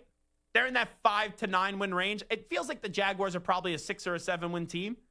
So that's going to be a pretty good draft pick right now. Now, Mason Graham statistically has not been great, but I do think he's going to be a really good player. But also Travis Hunter. You think he could be a really good player? He hasn't been all that great. Dylan Sampson, I liked him at Tennessee. And Quinshon Judkins, I know he had the off-the-field issues, but Quinshon Judkins is now back, and he was okay up against the Ravens. So I'll just ask you this question. And I'm curious what the answer is from Samter and Stu. Is it too early? Is it too premature to say that the Browns made the right decision in bypassing the Travis Hunter experience and going on out there getting Mason Graham, Dylan Sampson, Quinshon Judkins, and then also a future first-round pick, which is on track, or the idea, the belief is going to be that's going to be in some capacity a top 15 pick, depending on how bad the Jaguars are this year? Yeah, listen, early on, I thought the same thing. I think Judkins is going to help the Browns. I think Sampson already caught a touchdown pass. The first-round pick next year, you hope that they're going to make a good pick and a smart pick. Yeah. We haven't seen a lot from Mason Graham to really know, but when you're a team like the Browns who had so many holes, and I know that Travis Hunter could have technically filled 2 of them, now they can fill 4 of them. But how effectively is Travis Hunter filling those holes? Like, he's out there. He's physically there. Yeah, sure. And it's only 2 games, but he's not playing that well. No, you're right. But I guess the point is, like, even if he lived up to expectations, he's still filling only 2 holes Well, now you have 4 holes that are getting filled, right? You're getting a defensive lineman, you're getting a wide receiver, you're getting a running back, and whatever you're going to use for the first-round pick next year, maybe that's even a quarterback that changes your franchise. In addition to your own first-round pick, too. So the issue isn't for me about whether or not Travis Hunter is playing well or not. I don't think that would determine for me as much about whether or not they won the trade. What they got back to move back like 3 spots and still get a top 3 player in Mason Graham, a top 4 player in Mason Graham, I think at the end of the day, they would have won the trade no matter what. Stu? I think it is leaning towards the Browns winning the trade, but I think it's way too early just because Travis Hunter, we know what he did in college. We know the unicorn he is. It's only been 2 games. I need to see more from Travis Hunter, and I think there's still a chance the Jaguars could end up with a generational player while the Browns have all these picks, and maybe some of them are okay or good. Who knows? I still think it's way too early to determine that. So I just remember immediately on draft night when we were told, okay, that trade happened. At first, I thought to myself, like my first instant reaction was, oh, I kind of like what the Jaguars did there. The Jaguars called their shot, and the Browns are punting once again for a team that needs like an additional face, not a face of their franchise, because I think it is Myles Garrett, but someone that's more explosive than a defensive end, right? And Myles Garrett is one of the best defensive players, one of the best players in the league, period. But they needed a little extra sizzle to that team. And I thought that Travis Hunter could provide that. But then as the draft night did continue, and I thought to myself, okay, you get a future first. I like Mason Graham a lot. We'll see what happens, right, the rest of the weekend. They got Quinshon Judkins. I think Travion Henderson's going to be better. Dylan Sampson, I like. But you get Mason Graham in a future first, and you were able to also take 2 other players, and you did give up Travis Hunter. I'm not saying that Travis Hunter can't still be great. That'd be asinine of me 2 weeks into his career and 2 games into his career. But I kind of agree with Samter Moore that there's so many holes on Cleveland. If Cleveland, let's say, just had Travis Hunter this year, does it really change their season? No. I don't think it changed their season at all. So I would take the gamble on just getting more players out there, and that's why I ended up going back on the entire take that I originally had when the trade first did go down, that I did think that the Jaguars initially won it, but then as you move through it, I go, okay, I like the calculated decision that the Browns did take. Now the question is Andrew Berry even back next year to make those, make that final first-round pick? He made the picks already now. I'm good with the picks that he made. And they obviously still got to prove themselves, just like how Mason Graham and Travis Hunter have to prove themselves, obviously, in the equation. Still Quinshon Judkins and Dylan Sampson. And we know how quickly running backs, their careers could expire. But I look at that move so far. If you made me say, who would I rather gamble on in the future? Is it what the Browns did just with those selections and what they'll do next year with that selection, or just the one player of Travis Hunter where we know how they're playing him, but he hasn't really been all that effective yet? I'll take the gamble on the more players with the Cleveland Browns. All righty, we'll take a break. When we come on back, should Shane Beamer leave South Carolina for Virginia Tech? Should he go back to his school, his dad's school? We will do all that when we return. Update time first. Here's the Ackman, Rich Ackerman. Infinity Sports Network. Sports Flash. And it's sponsored by Progressive Insurance. Your small business keeps you on the go. Progressive Commercial Insurance keeps your policy within reach. With their easy-to-use mobile app, learn more at progressivecommercial.com. The Bills are off to a nice start, rallying in Week 1 before a convincing win over the Jets Sunday, and go for their 3rd straight in 10 days to open the season as they host the 0-2 Dolphins tonight. On a short week, Miami's defense was ranked 4th last year, but their first 2 opponents have put points on the board on 13 of the first 15 drives. Clayton Kershaw has turned back the clock for the second half of the season, but that clock is about to strike midnight on a Hall of Fame career. The 3-time Cy Young Award winner will retire after this season. The 11-time All-Star will make his final start at Dodger Stadium tomorrow night. He was a part of 2 World Series championship teams. Action this afternoon. It was the Mets defeating the Padres 6-1 to take that series. The Rays blanked the Blue Jays by a score of 4-0. Chris Bassett takes the loss. Shane Baz the win, as the Jays had just 4 hits on the day. The A's defeated the Red Sox 5-3. The Mariners blanked the Royals by a score of 2-0. And right now, the Marlins in front of the Rockies 4-2, top 6. I'm Rich Ackerman. The Infinity Sports Network is on your smart speaker. All you have to say is, play Infinity Sports Network.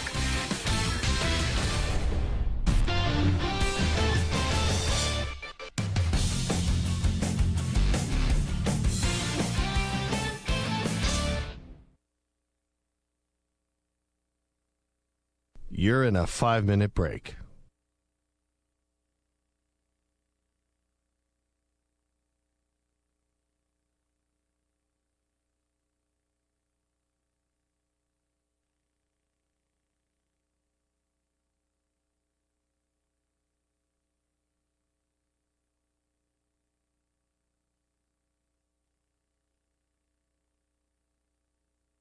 Four minutes, 30 seconds remaining.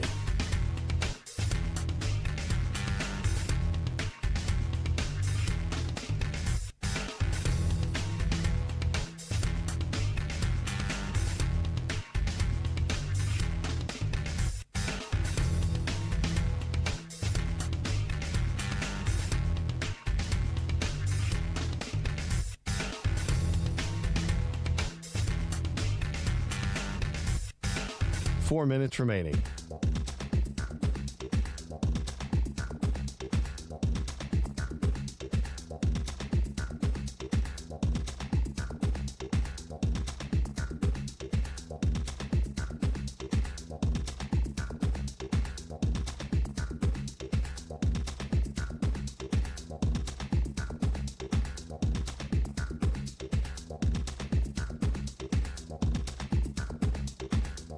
Three minutes, 30 seconds remaining.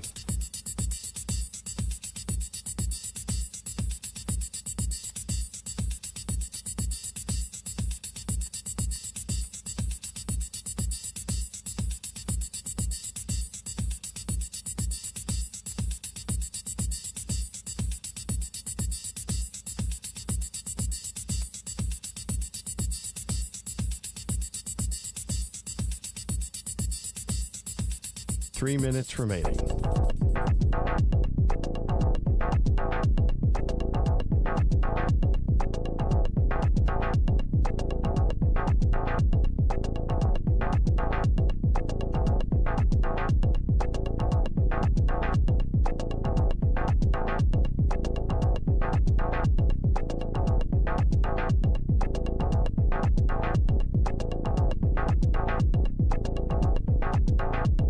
Two minutes, 30 seconds remaining.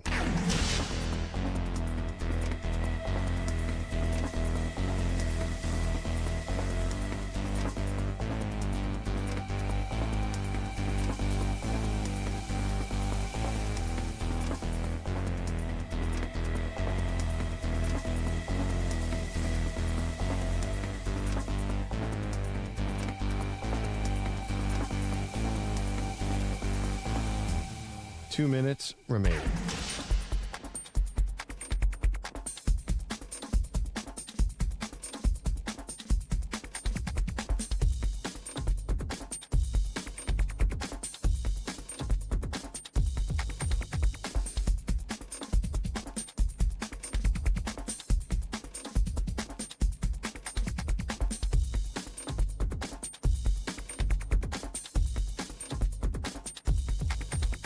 One minute, 30 seconds remaining.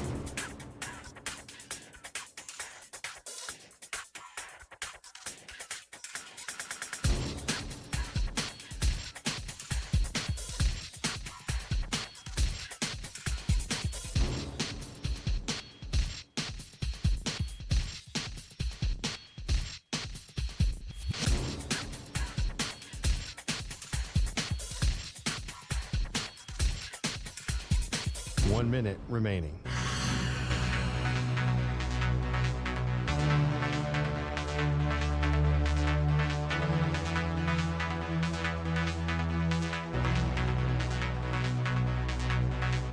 Forty-five seconds remaining.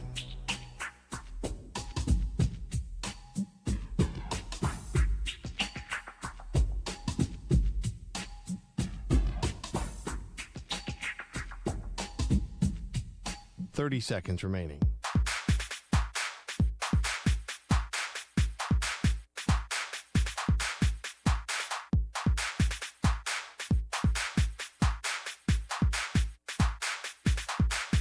Fifteen seconds.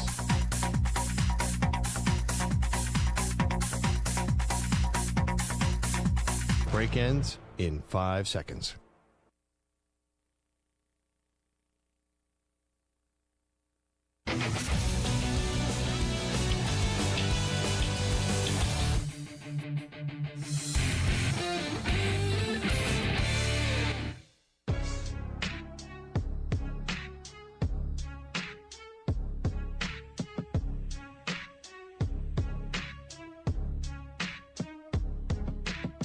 You're listening to the Zach Gelb Show on the Infinity Sports Network.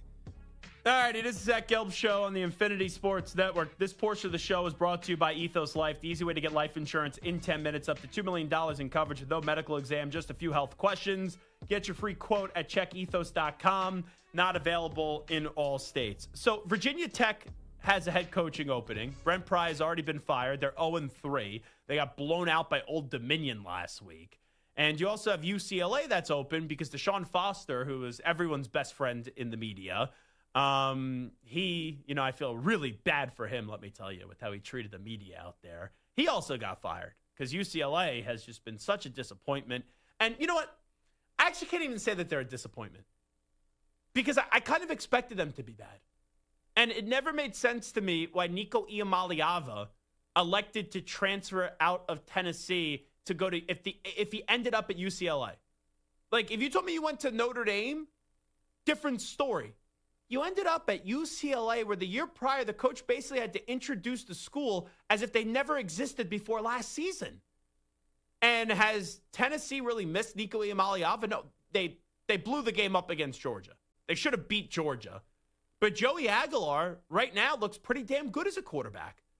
So I don't think it's too early to say. And we've already declared this anyway, because I felt that going into the Georgia game, regardless of the performance, I felt as if Tennessee won that, what felt like a trade. So now you look at it, Virginia Tech and UCLA is open. If you're Virginia Tech, with Coach Beamer's connections to that university, with his dad being a legendary coach there, Shane Beamer also playing at Virginia Tech, that being his school, and he was on the staff there from 2011 to 2015. Shane Beamer, he brings some excitement. He's done a really good job at South Carolina. I'm not going to say great, but he's done a good job at South Carolina. How aren't you on the phone just begging Shane Beamer to come back home? Now, if I'm Coach Beamer, and I don't think he's going to leave South Carolina. He told me 2-3 years ago he thinks he has all the resources at South Carolina to compete, right? And when I said, what do you mean by competing? He goes, I mean winning the SEC, winning a national championship. Now, it's still tough for me to envision South Carolina winning a national championship. But can they one day make the college football playoff? I don't think it's crazy. Now, this year, you look at it, this is supposed to be their year. Unfortunate injury last week, but they're probably already going to lose that game anyway to Vanderbilt. So there's still a path here for South Carolina in a 12-team college football playoff. They just got to play better. But if I'm him, even though some people tend to believe that Virginia Tech is a sleeping giant, that they're a team that if you get the right coach there with the resources that they have, that they could turn it around very quickly, would I leave what I had now at South Carolina to go take the Virginia Tech job? I don't think it's a better job. Virginia Tech's in the ACC. South Carolina's in the SEC. So the way I look at it, the only reason why Shane Beamer would take the job is it's because the emotional attachment, right? His dad was a legendary coach there. He played there. He coached there as an assistant. And you get to follow in your father's footsteps and be the head coach at Virginia Tech. Emotion would be the only reason why Shane Beamer would take that job. And even though Shane Beamer is an emotional coach and he wears all of his emotions on his sleeve, I don't think he's going to let that emotion and the love that he has for Virginia Tech impact his decision-making in terms of leaving South Carolina. I think he's back next year at South Carolina. And I don't want to say he'd be crazy to leave, but I don't think it would be smart of him to leave. I think he should stay put at South Carolina right now. Stuart Santer, could you see Shane Beamer leaving South Carolina for Virginia Tech? Like, they have to make the call because of the emotional connection. But there's a difference in making the call, and there's a difference in Shane Beamer picking up that phone call, talking to them and saying, thanks, but no thanks, and then saying, oh, yeah, I'm going to go there. You know, you got to do your due diligence if you're Virginia Tech. You could think it over if you're Shane Beamer, but I just don't understand why you want to go to Virginia Tech right now over South Carolina. Yeah, I don't see him leaving, and it's crazy. Like, when I was younger, so like 20, 25 years ago, Virginia Tech was incredible. Like, a top program.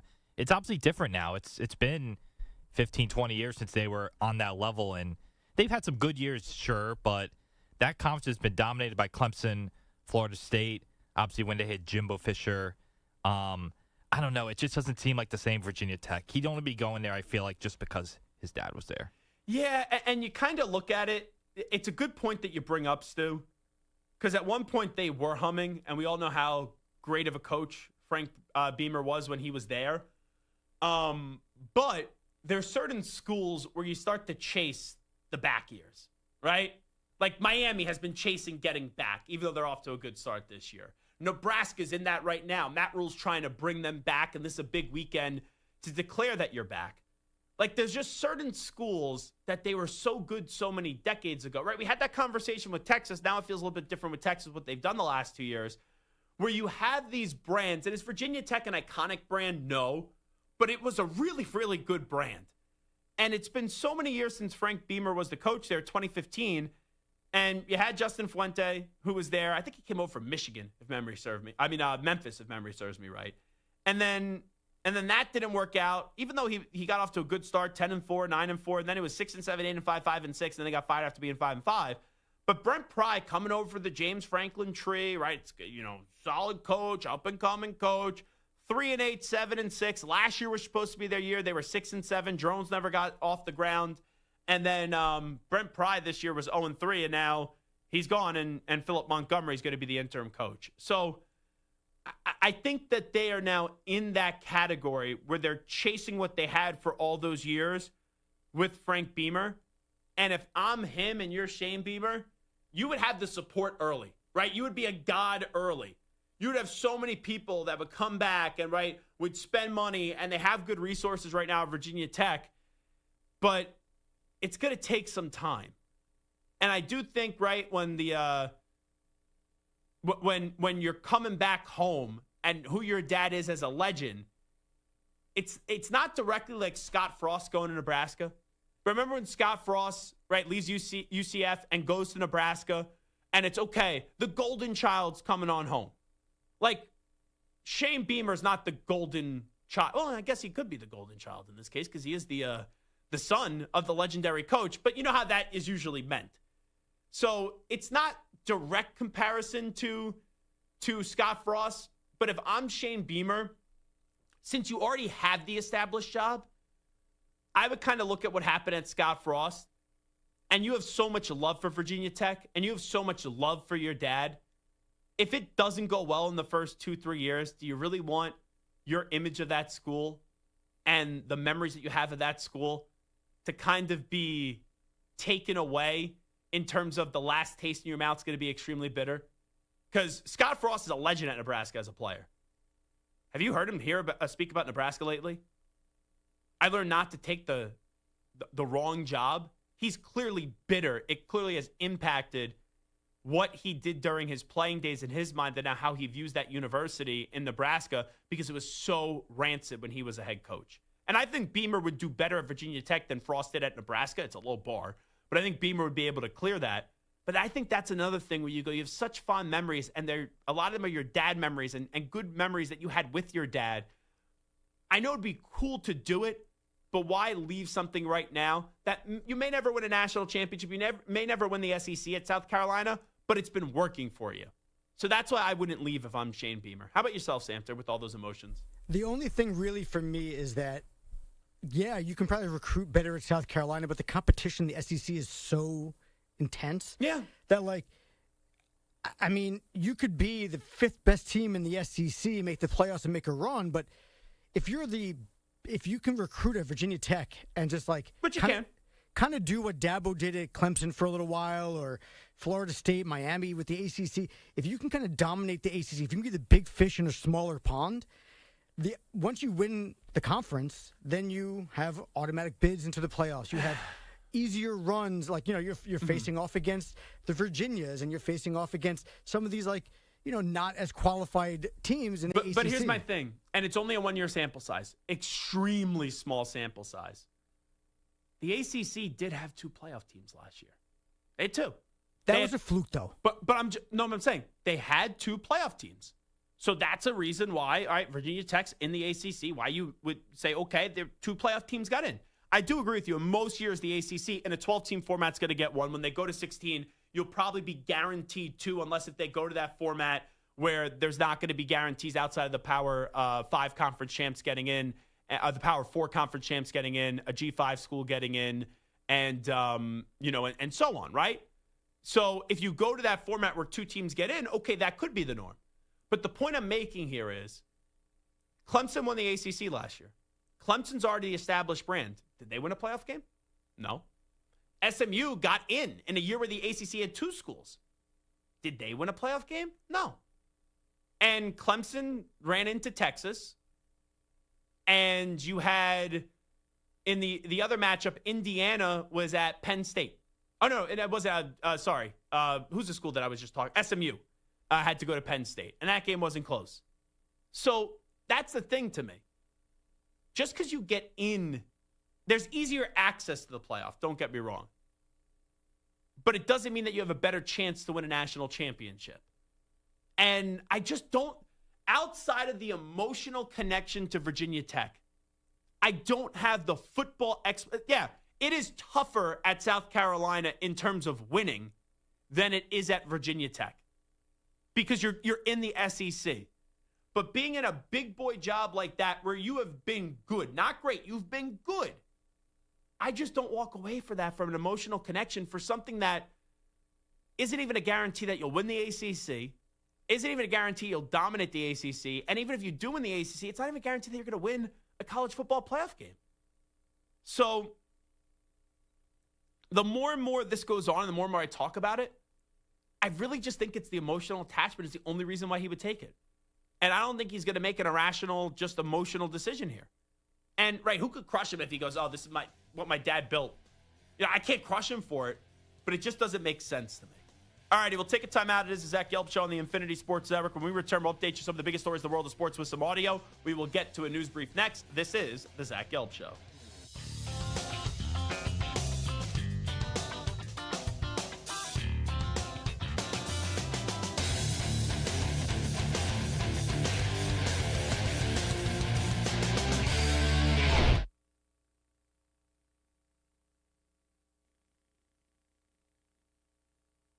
You're in a 5-minute break.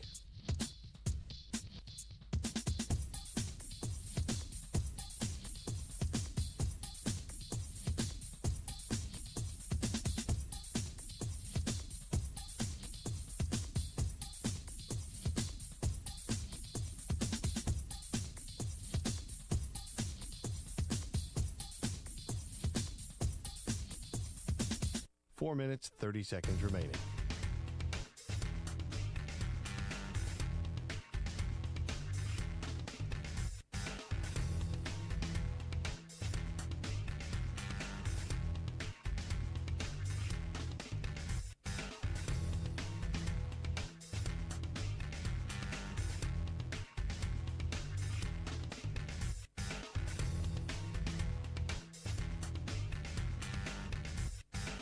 Four minutes remaining.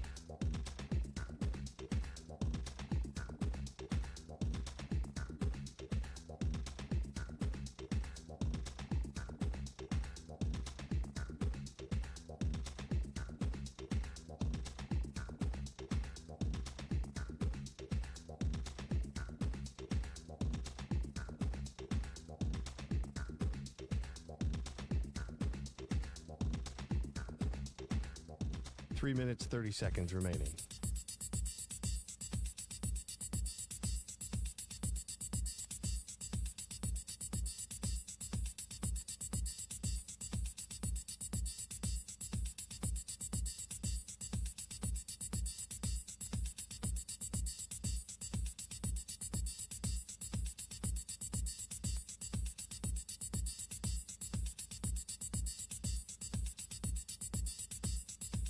Three minutes remaining.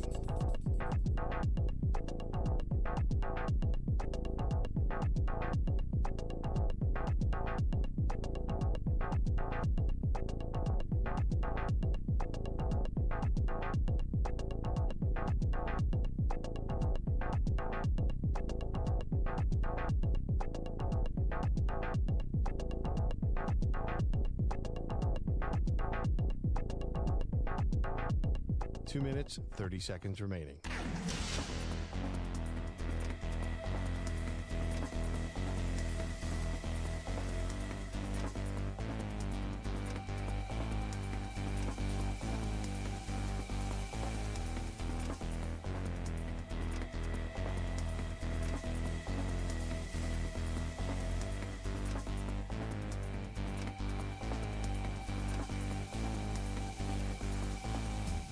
Two minutes remaining.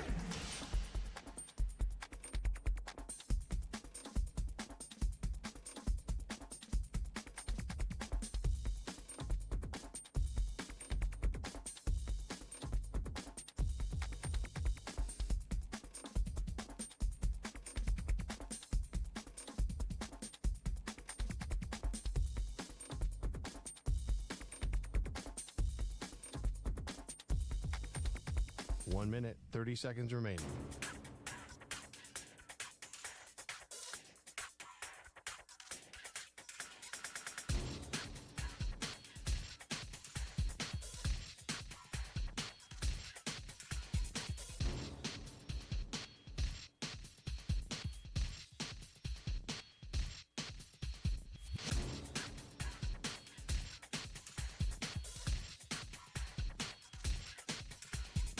One minute remaining.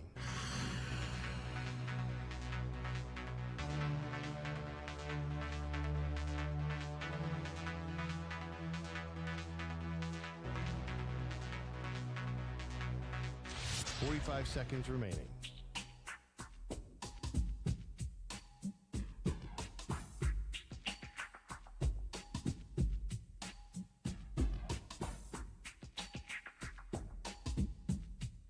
Thirty seconds remaining.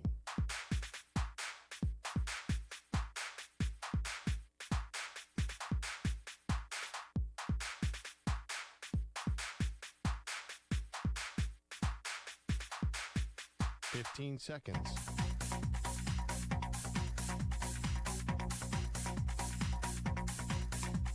Break ends in 5 seconds.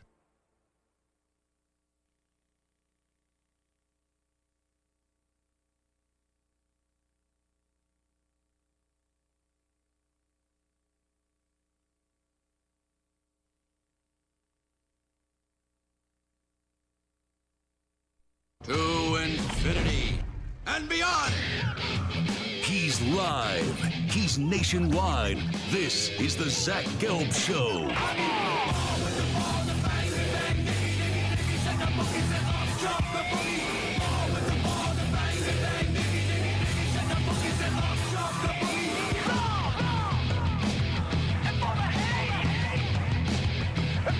Here's your host, Zach Gelb.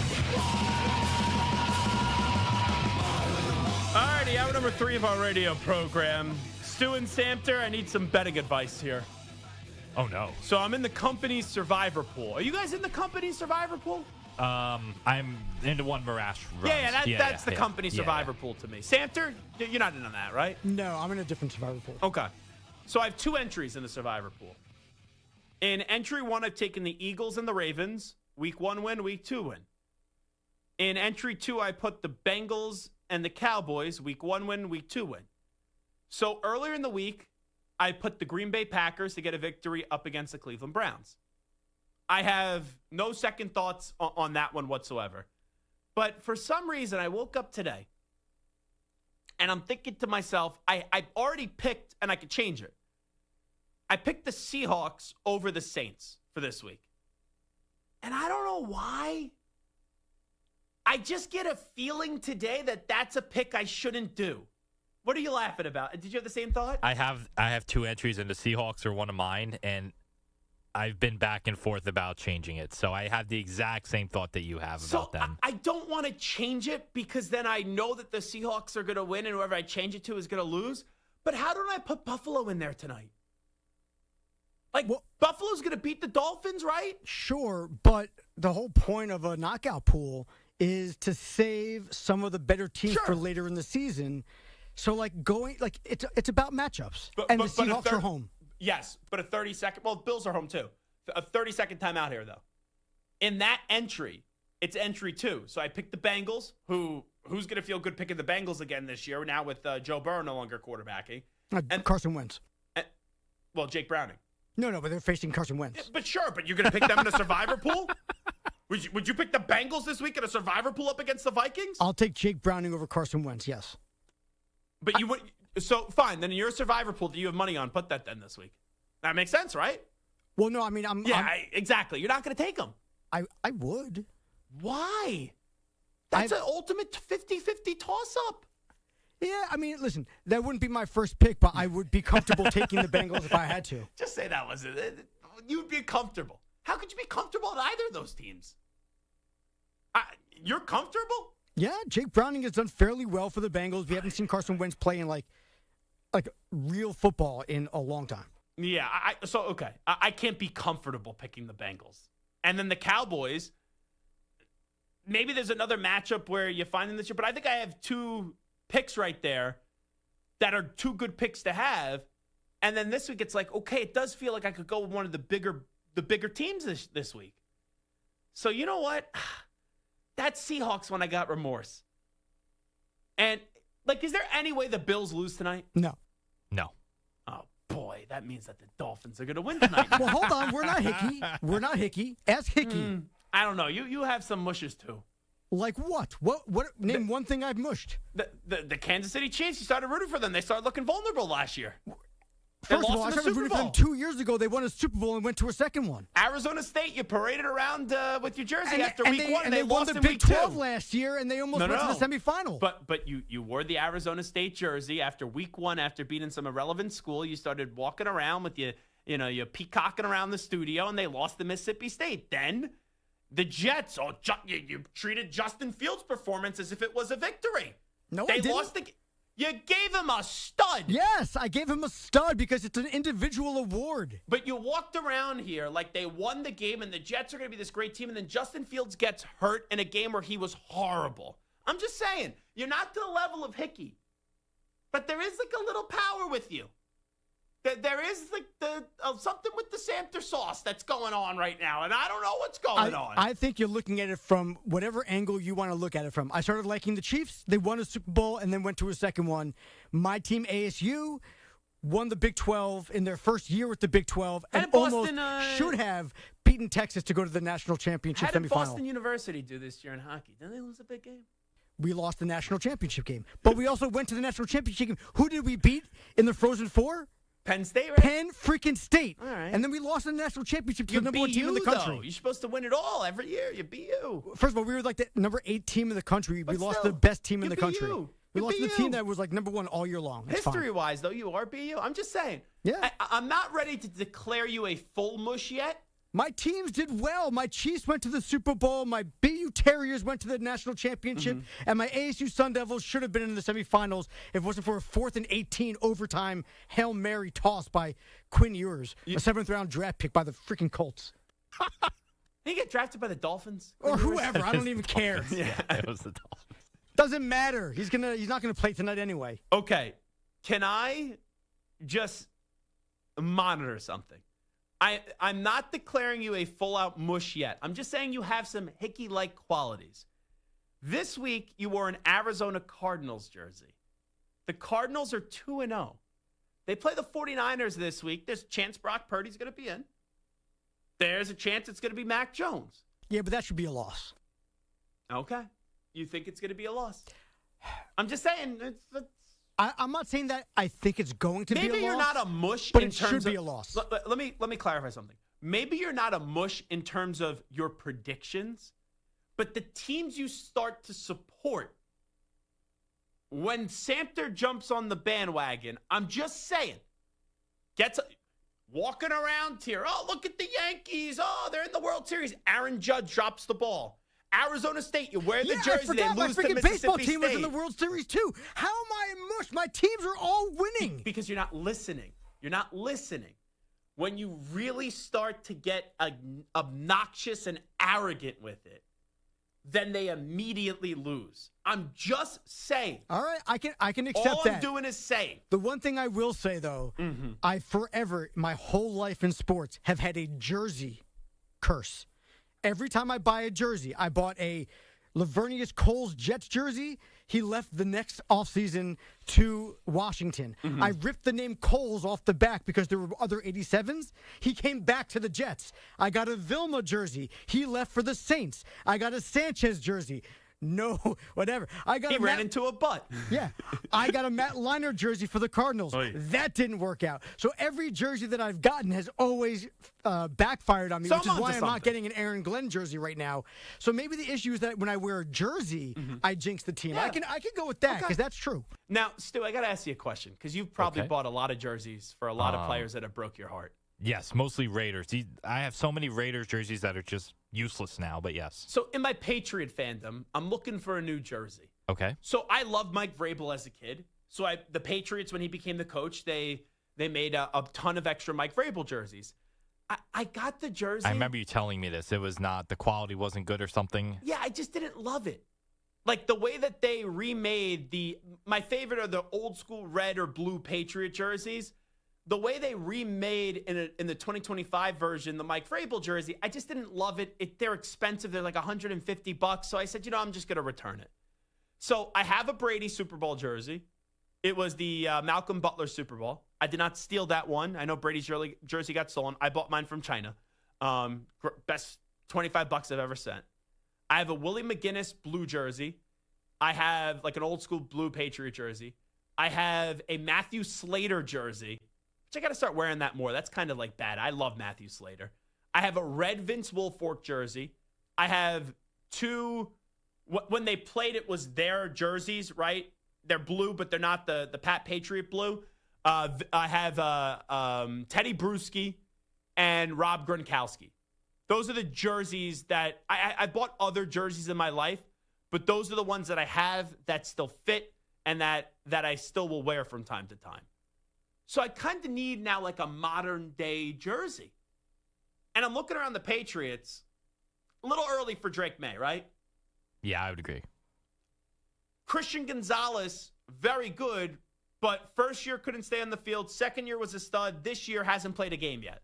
A little early. And also it's the number 0. Like I don't, on a larger guy, I don't think the number 0 looks all that good. You know what number would look good, I think? Okay, go ahead, because I have one in mind. Number 66. Will Campbell? Yeah. Offensive lineman. You kind of played that position. I think my arms are too long for that one. Boo. I'm just saying. Yeah, but 66 would be good. I like him a lot, but if I'm going to get a Patriot jersey from an offensive lineman, you got to get, even though he obviously has been retired for a long time, John Hogg Hanna. Like, how could you not get John Hanna? Like, that, to me, is the only offensive lineman jersey I think you could wear as a Patriot fan. What about Travion Henderson? I know, again, early. You're not getting the one that I'm interested in right now. Tommy DeVito? Gabagool. No. You're on the wrong side of the ball. You are on the wrong side of the ball. That is what I will say to you. And I've already told you it's not Christian Gonzalez. All right, I think I know the answer. This is obvious. Yeah? Andy Borregales. The kicker? Yeah. You know what? Number 36. This may not be the right thing to say. Uh-oh. So I preface it now. Have you ever seen a kicker with that many tattoos? Like, he doesn't look, like if you said to me, what position does the kicker of the Patriots play? I would never think he's an actual kicker. Like, he looks like he does look like he would play special teams, but not kicking. I will send you a photo of our kicker who. He does have a cool Hurricanes tattoo on his left foot. He played in Miami. Yeah, but he has it on his left leg. So, like, at least he has a tattoo on his leg. But he doesn't look like a kicker. So? I don't know. You know who looked like a kicker? Jake Moody. Got drafted in the second round. He got cut after a year and a half. He was a little pudgy to be a kicker, if I'm just being honest. So was Sebastian Janikowski. That is true. He had a fat leg. There is no doubt about that. The guy doesn't look like a kicker to me. The guy that I'm interested in getting a jersey, big offseason acquisition, won a Super Bowl, made a big play last week to end the game and gobble up Tua Tagovailoa. It's Big Milton Williams on the defensive line. And also, I'm a big guy. The number 97 looks good in a big guy. that's the jersey I'm thinking about. And he's 26 years old. He's young. Should play for the team for 4 or 5 years. That's what I'm contemplating right now. I think I wait till Halloween. Halloween, if he continues to play well, Milton Williams, that's the jersey I've been interested in right now.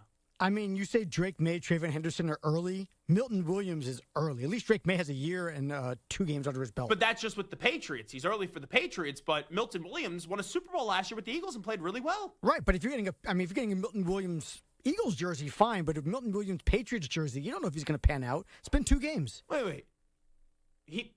Could you sign someone and could they be a disaster with your team? Yes. Albert Hainsworth?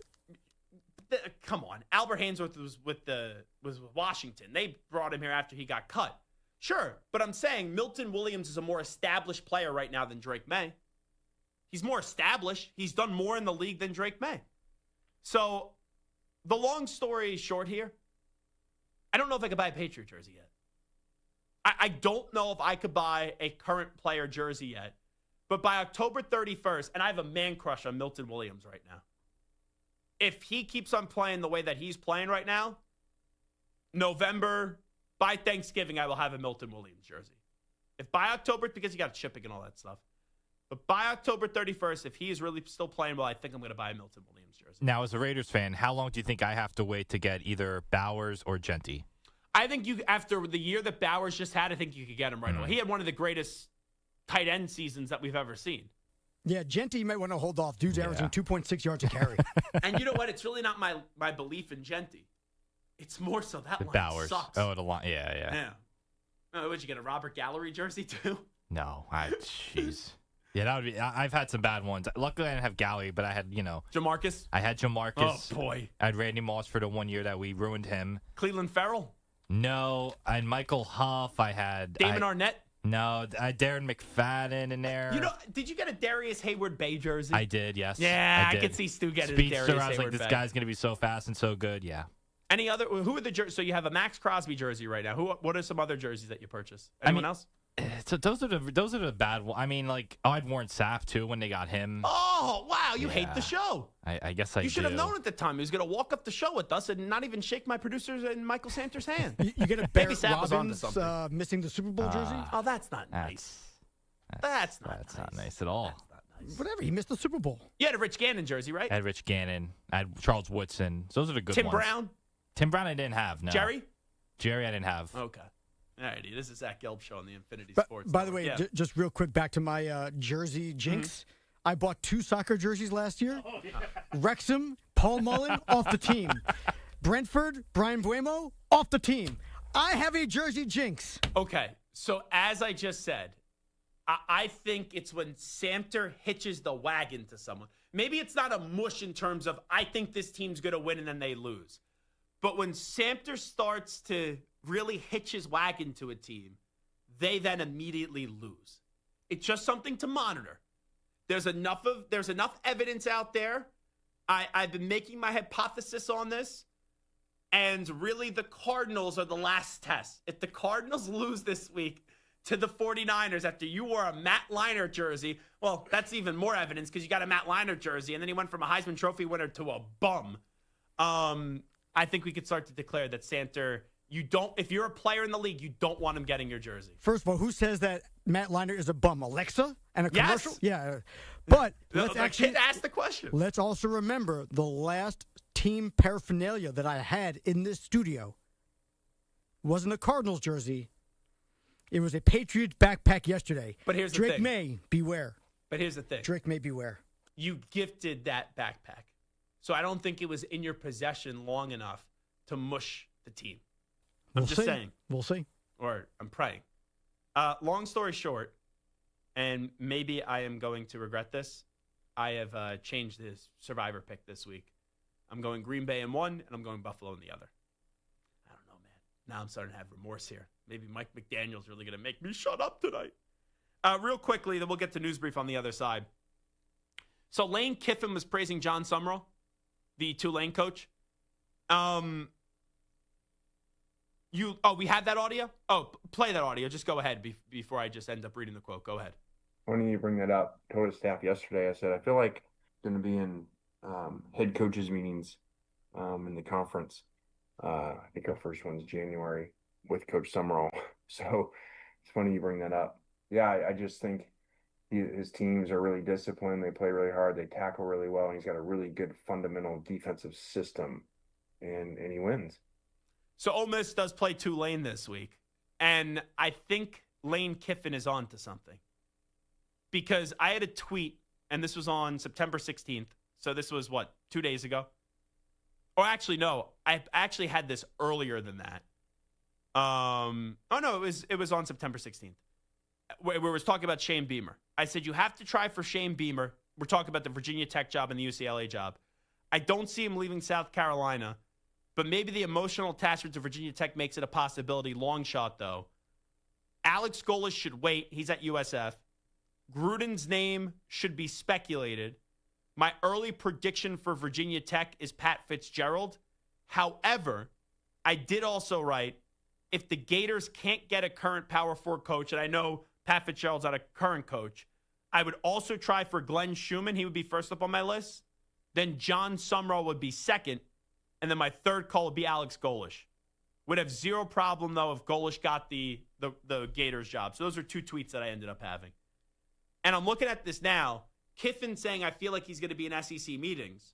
Well, the one SEC job that is open right now, or we think is going to be open, is going to be Florida. How about Lane there? That's actually something I think very interesting what Lane just said, how he said, I think he's going to be in SEC meetings. Well, the job we feel like is going to open up is Florida. Lane Kiffin has been speculated a ton going back to last year with Florida. And I think that speculation right there is, okay, I'm not taking Florida, folks. They'd be really smart to hire John Summerall.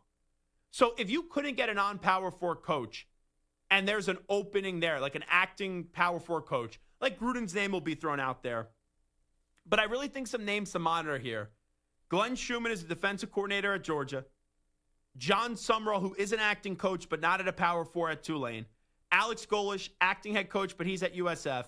I think Will Stein is someone at the Oregon offensive coordinator to keep an eye on. And then Brian Hartline, who's the offensive coordinator at Ohio State. And I'll throw one more out there. And this guy and I, we actually share the same birthday. He's a little bit older. He's 48. He's never been a head coach before. But Shannon Dawson, who the last 2 years, right, it's been Cam Ward, and now it's been Carson Beck. If he continues to make Carson Beck look like this, maybe he gets a head coaching job as well. So those are some names I think to monitor if you're looking for a non-Power 4 head coach to take over your program this upcoming year. News Brief next. Zach Gelb Show, Infinity Sports Network. The NFL season is rolling. Download the DraftKings Sportsbook app and use code GELB. That's code GELB, G-E-L-B, for new customers to get $200 in bonus bets instantly when you place your first $5 bet. Plus, you could be eligible to get over $200 off NFL Sunday ticket subscription from YouTube and YouTube TV. In partnership with DraftKings, the crown is yours. Gambling problem? Call 1-800-GAMBLER. In New York, call 877-8-HOPE-NY or text HOPE-NY 467-369. In Connecticut, help is available for problem gambling. Call 888-789-7777 or visit ccpg.org. Please play responsibly on behalf of Boot Hill Casino and Resort, Kansas. Must be 21 plus. Age and eligibility varies by jurisdiction. Must be present in state where it is lawful to wager. Fees may apply in Illinois. Void in Ontario. Bonus bets are non-cash credits that expire 7 days after issuance. See sportsbook.draftkings.com/promos. NFL Sunday ticket offer for new subscribers only and auto renews until canceled. Digital games and commercial use excluded. Blackout and other restrictions apply. Additional NFL Sunday ticket terms at youtube.com/go/NFL Sunday ticket/terms. A limited time offer valid until September 29th, 2025.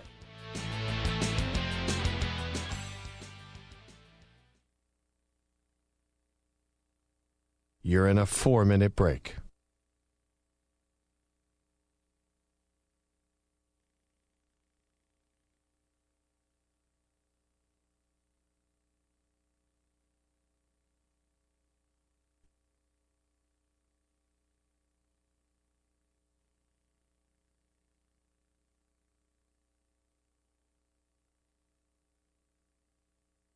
Three minutes, 30 seconds remaining.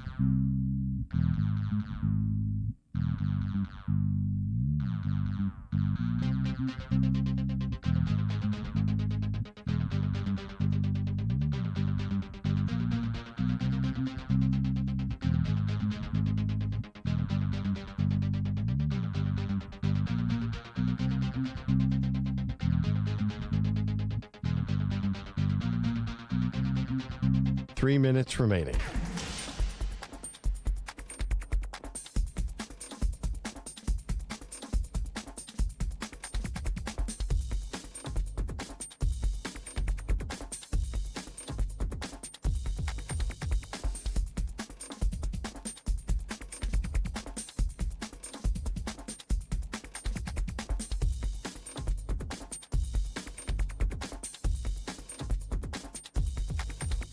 Two minutes, 30 seconds remaining.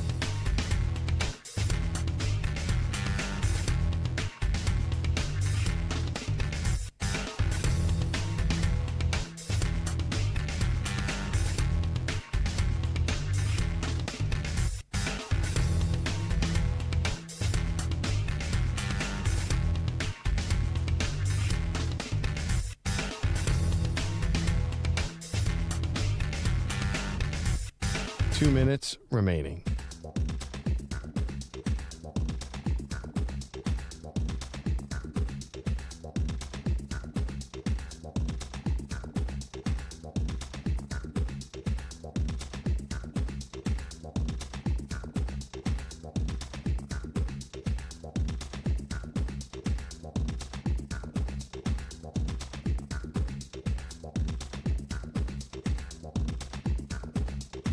One minute, 30 seconds remaining.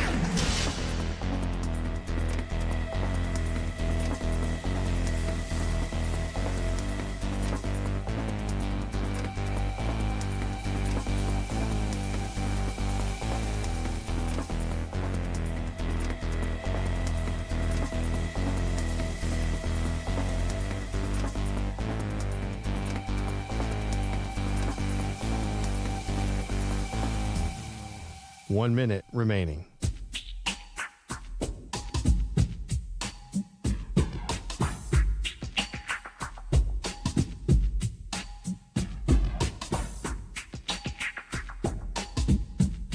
Forty-five seconds remaining.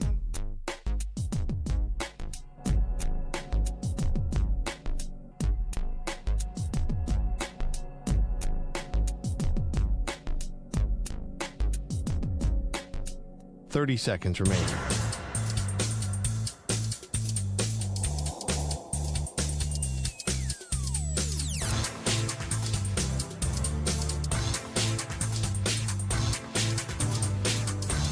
Fifteen seconds.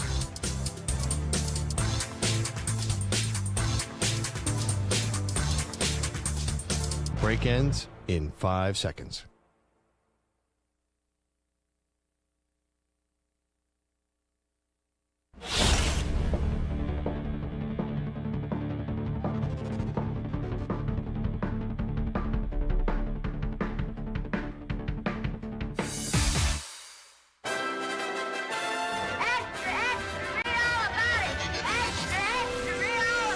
Time for your daily news brief. We get you caught up on the rumors, reports, and reconnaissance from the day in sports. Alrighty, let's start things off with Ben Johnson. He admitted that the Lions played harder than a Chicago Bears team this past Sunday. I thought as a whole that team, they played a little bit harder than us. And that's a reflection of me as a coach. That's a reflection of our coaching staff, and it's a reflection of our players too. When you play a good team like that on the road, that you gotta be all out and every single snap, and that just was not the case. So specifically, it was everybody. And then we also get to Ben Johnson. What is going to change after your 0-2 start as you get ready to welcome in the Dallas Cowboys this weekend? The process never changes. It doesn't matter if we're winning or we're losing. Every week we're coming in. There's good stuff on tape, and there's not good enough stuff on tape. And just when you win, those mistakes get minimized, and when you lose, those mistakes get magnified. And it's simple as that. And so those mistakes are loud and clear right now that we're making too much of them, and they're of the giant variety. And but our process isn't going to change. It's something I believe in. It's something our staff believes in. We're coming in, we're getting the corrections done, and then we're turning the page. So we can talk about last week and continue to do that, but as far as I'm concerned, this building right now, we're focused on how do we win our first game of the season, and our next opportunity to do that is against Dallas. And something Ben Johnson isn't happy about is the competitive effort in practice. He makes it clear they are not at a championship level in practice. I think our practice habits are yet to reflect the championship caliber team. And he did reiterate the importance of effort through this week. The way that we've talked about it as a coaching staff going into this week is we're going to have a lot more competition. I've alluded to it before. Just what these guys look like when the ball's not in their hands, that's a big deal for us. And so there were some plays there yesterday that we weren't quite as pleased with what that looked like on tape. And so we're going to find out this week at practice who wants to practice hard and who wants to be a little bit more involved with the game plan here going into Sunday. And off of that, right, their practice level isn't at a championship level yet. Question was asked to Caleb Williams, have you talked to Ben Johnson about maybe doing more as a leader on this football team? Yeah, Ben and I have talked about that and being able to, if it's juice, if it's, pushing the guys, if it's encouragement, if it's whatever the case may be, it's just being able to, be that for the team in the offense. That was kind of his point for me. And then from there, just being able to execute and lead from being able to show the guys, that we can get out there and we can execute these plays, even though, it's our first year together. And I think we've been taking the right steps. The confidence has been growing within myself and within the offense and things like that. So, I'm excited and that, gets you up every day. Let's go to Kyler Murray. So I gather Kyler Murray got a pit bull. And to announce that he got a pit bull, he elected to wear a Michael Vick jersey? Okay, let's hear Kyler Murray on this whole controversy. Obviously, we know what Michael Vick did for all those years, the way that he abused animals. Kyler Murray got some heat for this. This is how he responded to it. Yeah, in no way, shape, or form do I, condone, animal cruelty or dog fighting, whatever it is. For me personally, y'all saw me wear the Michael Vick jersey, a player that I admire very much growing up. And then, being home with my pup, who, my dog Trunks and Swoosh, they both get treated like kings. So it's not like, I'm in no way, shape, or form am I condoning that. But yes, I saw how it affected people and, decided to take it down. Like, what are you doing? So you could like Michael Vick. You could be a fan of Michael Vick. But doesn't something go off in your cabeza there? You're supposed to be a franchise quarterback. If you're that big of a fan of Michael Vick, you know Michael Vick's history. How during his playing career, he had to go to jail because of dog fighting. So you're going to tell me that just because you have this Michael Vick jersey and you're going to make an announcement or post a photo that you have this dog, a pit bull, that you thought it was a good idea to be wearing a Michael Vick jersey? This could be a little bit of an extreme comparison, so I understand it. Totally extreme comparison. But it would be like if I got a gun, okay? And then I put on an Aaron Hernandez jersey and took a photo. Look at this new gun that I got. Like, you could wear the Michael Vick jersey.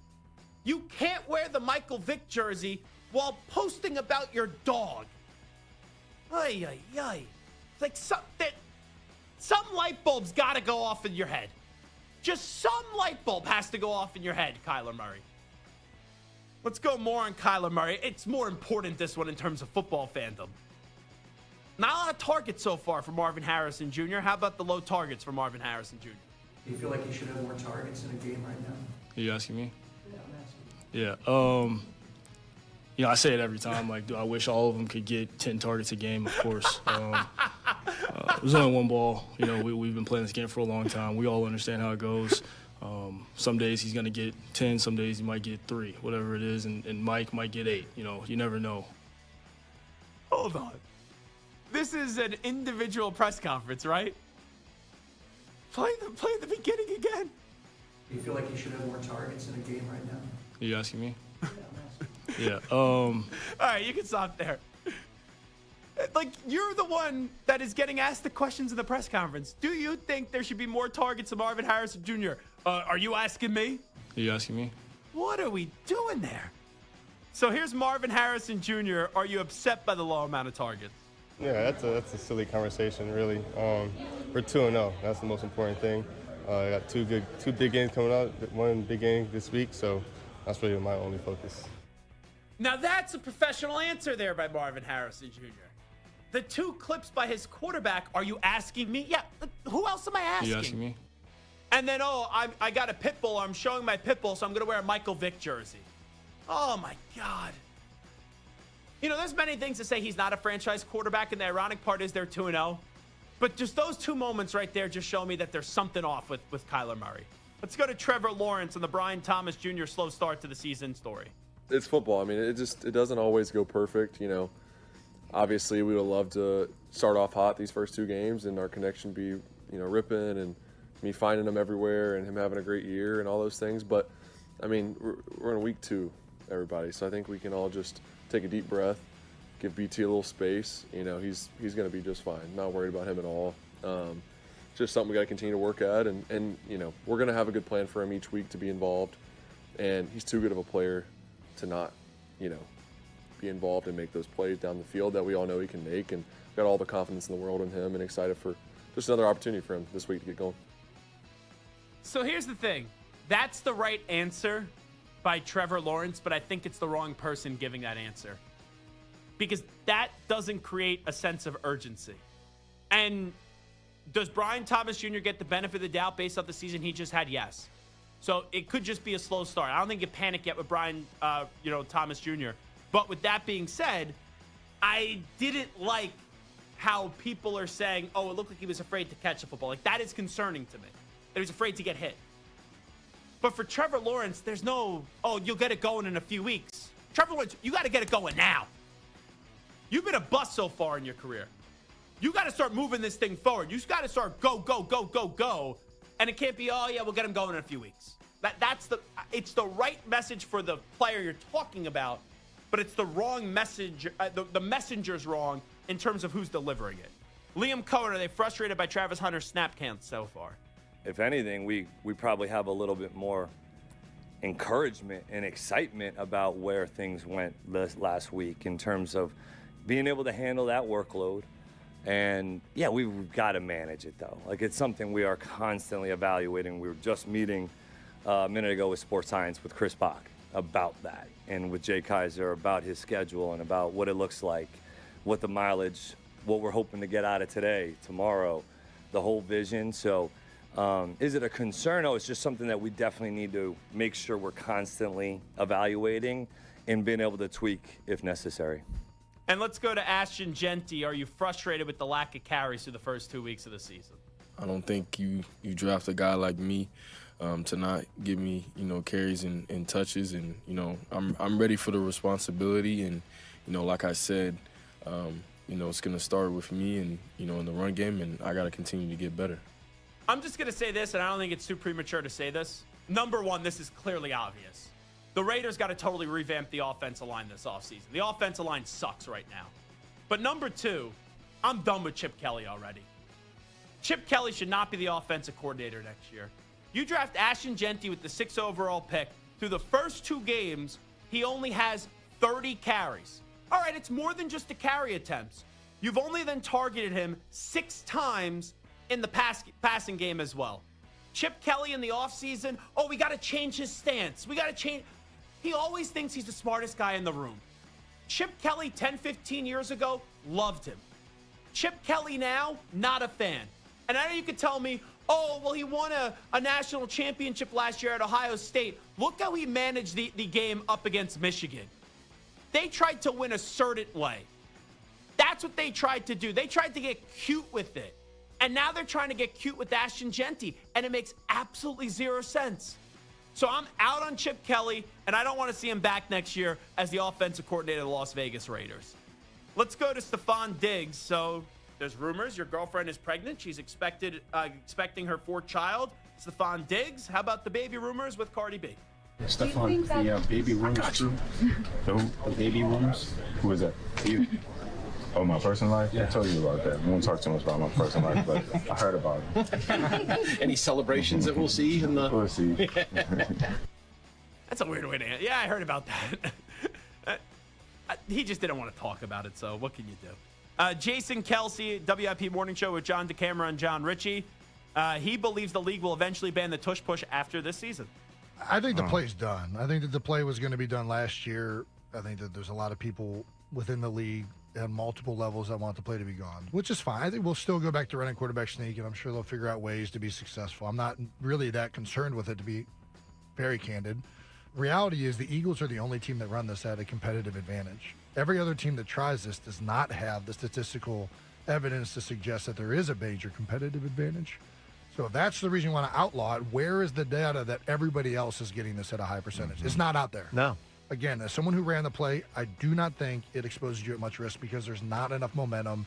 Everybody knows what's coming. There's no surprise. Nobody's going to be. I actually think you are higher to get hurt as an offensive lineman, especially on a regular short yardage play. The health stuff, I think, is a lot more optics than it is in reality, and the statistics back that up. But you do think it's going to be gone? Yeah, I think that enough people want it gone, and enough people in important places want it gone. That I agree with him on. The back end of that. I agree with him on everything he said, but really the back end, I think enough people in important places want the tush push gone. And finally, Cam Ward, are you upset that the stadium doesn't have grass? This just, I wasn't going to play this, but the slug line is so weird, I got to play it right now. What adjustments do you think you can make there in that front? Just keeping 2 hands on the ball, just always knowing where my outlet is, and trying to get grass in the new stadium. New grass to anyone in particular wanting it, or is that just some kind of a joke? No, I ain't mentioning yet. It'll get mentioned eventually, but I mean, we practice on grass while we don't play on grass. Stu and Cam Ward have something in common. Cam Ward wants grass. Stu wants grass. It is the Zach Gelb Show on the Infinity Sports Network. 888-710-4ISN, 888-710-4476 on social media, Twitter and Instagram at Zach Gelb, and also on TikTok now at the Zach Gelb Show. We'll take a break. We'll give you a thought in the Dolphins-Bills game tonight, and we'll wrap up shop after these short messages. Update time first. Here's the Yak Man, Rich Ackerman. Infinity Sports Network. Sports Flash. And it's sponsored by Progressive Insurance. Insurance for motorcycles, boats, and RVs for protection on the road and on the water. See how much you can save at 1-800-PROGRESSIVE and Progressive.com. Week 3 begins with an AFC East battle in Buffalo where the Bills go for their 3rd straight win. Josh Allen has owned Miami in his career, sporting a 12-2 record with 37 touchdown passes, the most against any opponent. Mike McDaniel might be on thin ice. He has his work cut out for him tonight as he's never won in Buffalo. The Dodgers' last win there, make that the Dolphins' last win there, came in 2016. The Dodgers, Clayton Kershaw, will make his final start at Dodger Stadium tomorrow night. The 3-time Cy Young Award winner is retiring after this season, his 18th in the majors that included 11 All-Star selections. Right now, bottom of the 9th, Marlins trying to finish off the Rockies up 9-7. The Guardians have now won 12 of 13, sweeping the Tigers 3-1. The Mets down the Padres 6-1. The Rays blank the Blue Jays 4-0, while the A's top the Red Sox 5-3, and the Mariners back on the winning track blank the Royals 2-0. I'm Rich Ackerman. This is the Infinity Sports Network. Follow us on Instagram. Our handle is Infinity Sports Network. That's Infinity Sports Network to follow us on Instagram.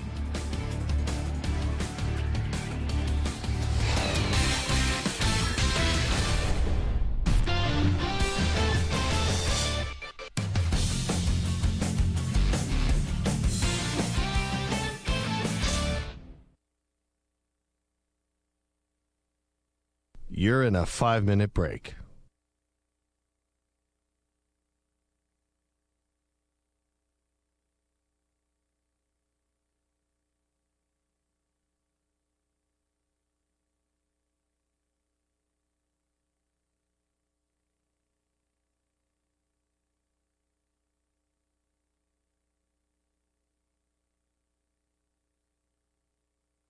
Four minutes, 30 seconds remaining.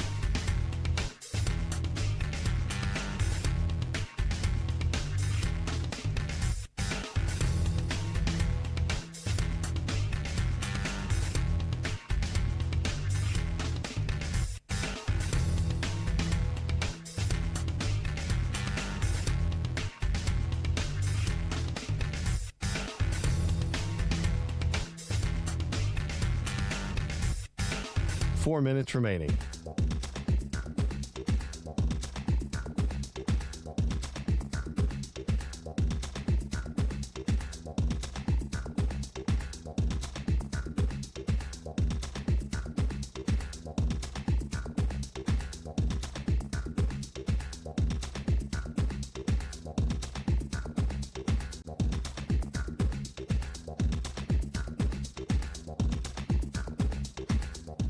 3 minutes, 30 seconds remaining.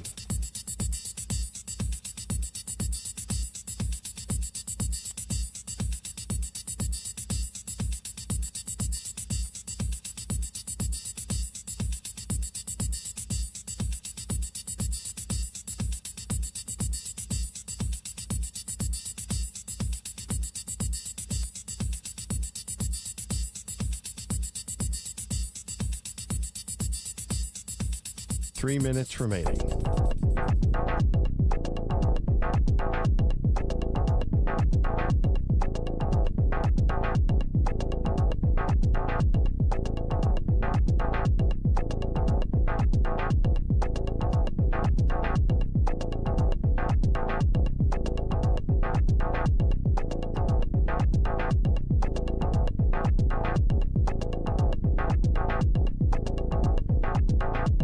Two minutes, 30 seconds remaining.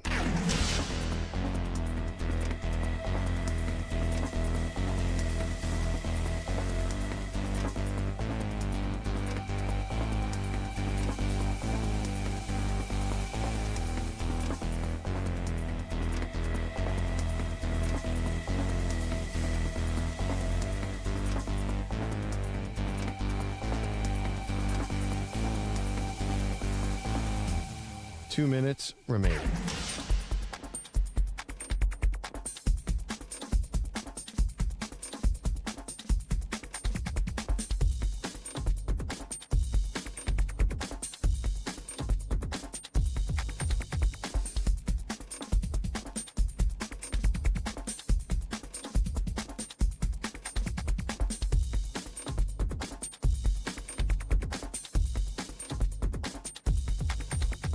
One minute, 30 seconds remaining.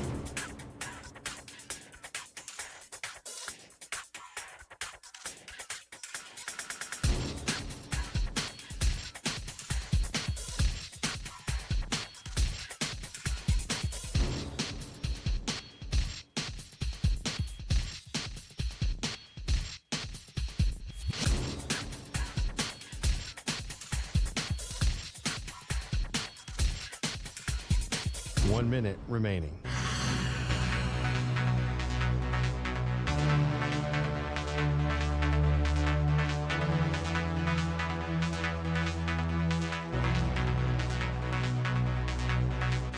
Forty-five seconds remaining.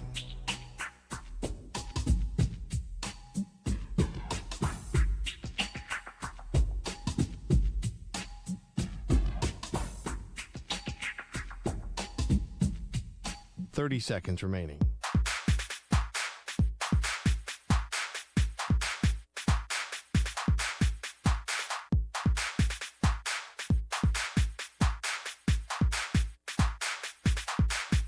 Fifteen seconds.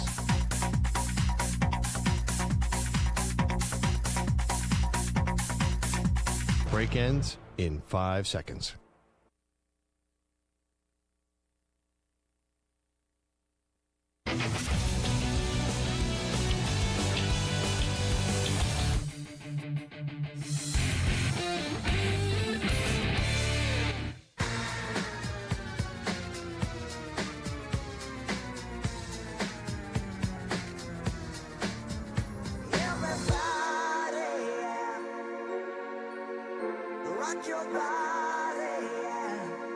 Hey, this is Howie. And this is Nick. From the Backstreet Boys. And you're listening to the Zach Gelb Show. And guess what? Zach is back. All right. He's live. He's nationwide. This is the Zach Gelb Show. All righty, this is Zach Gelb Show, coast to coast on the Infinity Sports Network. So there's always a national day for something. Delta 9 Brian in the YouTube chat just brought this to my attention. It is National Cheeseburger Day today. I was not aware of that. Now, I searched just to double check it. National Cheeseburger Day. And it pops up Thursday, May 28th, 2026, International Burger Day. So there's a National Cheeseburger Day and then just an International Burger Day? Wouldn't you just cover the burgers all in one day? I need a National Cheeseburger Day and then an International Burger Day? Don't you just think it would be one day, Stu, where you cover all your burgers in one place? instead of having it on 2 different days just because you put a piece of queso on it. Yeah, you would think that, but I guess you need 365 of these days, so you have to double up somewhere. Now, if you're lactose intolerant, you're lactose intolerant, right? But there's a guy around here, Paul Rosenberg, who hates cheese. I've heard that. That day where I got everyone pizza. He goes, oh, you didn't get any cheeseless pizza? And I go, you want me to just get you a piece of bread with sauce? So maybe he appreciates that there's an International Burger Day and then a National Cheeseburger Day. When you're eating a cheeseburger, Stu, okay, what's the type of cheese? What's the ideal way that you construct your cheeseburger? If you give me all the toppings. All right, so I would go with American cheese. I think you have to go bacon. I do like either onions or the crispy onions on top. Do you do the fried egg? I've done the fried egg, yeah. The fried egg's good. It's good, yeah. I feel like that's like a special occasion, though. That's not like an everything. So the typical Stu burger is what? Go ahead. So we'll go with the American cheese, the bacon, the onions, lettuce, tomatoes, and usually I'll go ketchup, but I can be, we could do a little mayo with the ketchup. We could do a little, it depends on the place too. A little mustard, a little barbecue sauce is good. On a burger? Yeah. Oh, I've never even thought about that. I think ketchup is the go-to though for me. Yeah, I like mustard on my hot dog. I've never thought about really mustard on my burger. Samter, if you're constructing your ideal cheeseburger, since today is National Cheeseburger Day, what are you putting on your cheeseburger? So for me, it's pretty simple. I go burger, pepper jack, grilled onions, lettuce, tomato, and ketchup. Okay. How do you cook your burger? Medium to medium rare. I was going to say the same. Medium rare if I know it's a good place, and if it's a, less good place than medium. I'm always a medium rare guy. I am for my burgers. I know some people get afraid of that and all that stuff. If I get sick, I get sick. I'm a medium rare guy. That's how I enjoy my burger. Patty, obviously. Give me a nice thick patty. To no surprise, my favorite cheese for a burger are blue cheese crumbles. I know that it sounds like I'm a huge blue cheese guy because of the blue cheese with the wings. Just there's something about blue cheese crumble on a burger which is delicious. Give me lettuce, tomato, well done, crispy bacon with a medium rare burger. You could throw some ketchup. If you don't want to go ketchup, even Chipotle mayo, I think is very, very good. And sometimes I like to slice the pickles on the burger. But if you give me a side of a sour pickle, I'm pretty damn good on that. All righty, we'll skip around the room right here. Tonight, give me a thought in the game tonight, Stu. You got the Dolphins and the Buffalo Bills that will kick off week 3. And I think the biggest thing in this game is how early will Al Michaels want to go to sleep during this broadcast? Because I feel like he gets some really crappy Thursday night football games ever since going to Amazon with Prime Video. And this could be one tonight as the Buffalo Bills are a 12.5-point favorite. Yeah, I mean, it's funny because I guess sometimes you see these games and you see a divisional matchup, and sometimes those play closer than they look on paper, but I don't know. I just don't like the vibes of this Dolphins team. I don't like the way they've played, the coaching, pretty much everything. It's just Tyreek Hill, all of it. I would be pretty shocked if this is within, let's say, 17 points. I think the Bills are going to win pretty big. And like you said, Al Michaels is going to – it might be pretty early. It might be sometime in the second quarter where we're starting to get Sleepy Al. Samter, what's your thought on this game tonight? I said it earlier, I don't want to like Josh Allen, but he's like the most likable guy. So I don't want to root against him, but I think everyone is down on the Dolphins. Everyone is counting the Dolphins out. They were lifeless in week 1. They were respectable last week. They probably should have won that game. They're still sloppy, though. Definitely sloppy. But when a team in the NFL is that far down with that much talent, I have a hard time believing they're going to get crushed. The Bills didn't look great against the Ravens in the first week until the last half of the fourth quarter. Yes, they blew out the Jets, but if you really watch that game, the Jets just killed themselves with stupid penalties. Every time they stopped the Bills, the Bills dominated them, though. I know you had the Michael Clemens penalty and stuff like that. I can't really do the moral stuff with the Jets anymore. It's not moral. I'm just saying, it wasn't like they dominated the Jets in the sense of the score was not indicative of how that game went. So, yes, the Bills look good, and yes, the Dolphins look bad, but I don't think the Bills look as good as we think they've looked. And the Dolphins, I think, have looked better from week 1 to week 2, and there's too much talent there for them to be terrible. So I think it's going to be closer than we think. I think the Dolphins cover. But you think the Bills win, right? Yes, Okay. but I think the Dolphins cover. The spread, I think, is begging me to take the points. Divisional match, all the things that Santa just said. Pains me to say it, outside of the Jet stuff. I tend to think Samter's right. But I think, like, in my football senses, the Dolphins have quit on this coach. The Dolphins have quit on Mike McDaniel. Tua has issues with Mike McDaniel. Tyreek Hill has issues. He has issues with himself. He has issues with the entire Dolphins organization. I just think there's too much there. So I look at this tonight. It feels like this is 30-17. Feels like it's somewhere there where the Bills defense may allow a big touchdown to Tyreek Hill or Jalen Waddle if he plays. But this feels like 30-17. I do believe that the Bills will cover. It actually could be worse than 30-17 because that's just covering by a half point. So it feels like it could even be worse. Like if this is 38-17, I wouldn't be surprised by that. I think the Dolphins get 2 touchdowns. I think they get a field goal, but I do believe that Buffalo is going to be too much tonight, and they do get that Thursday victory to start the season 3-0. All righty, that will do it for today's edition of the Zach Gelb Show on the Infinity Sports Network. We will do a ton of college football tomorrow. We'll do a ton of NFL tomorrow. Big thanks to Jake Butt for joining us today from the Big Ten Network. Big thanks to Michael Samter. Big thanks to Stuart Kovacs. Big thanks to Richard Ackerman. But most importantly, a big thanks to each and every one of you, however you do consume us, across all the great local Infinity Sports Network affiliates, SiriusXM Channel 375, the free Odyssey app, the iHeartRadio app, streaming live on YouTube, and also on all the social medias that we do have, Instagram and Twitter at Zach Gelb, ZACHGELB, and also on TikTok at The Zach Gelb Show. I'm Zach Gelb. We'll talk to you tomorrow, everybody, at 3 p.m. Eastern. We out. Bye-bye. Peace.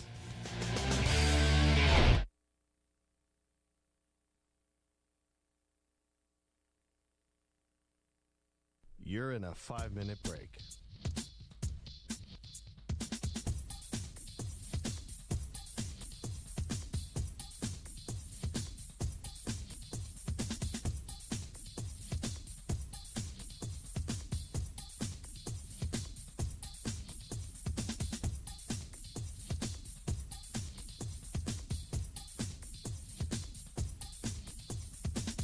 Four minutes, 30 seconds remaining.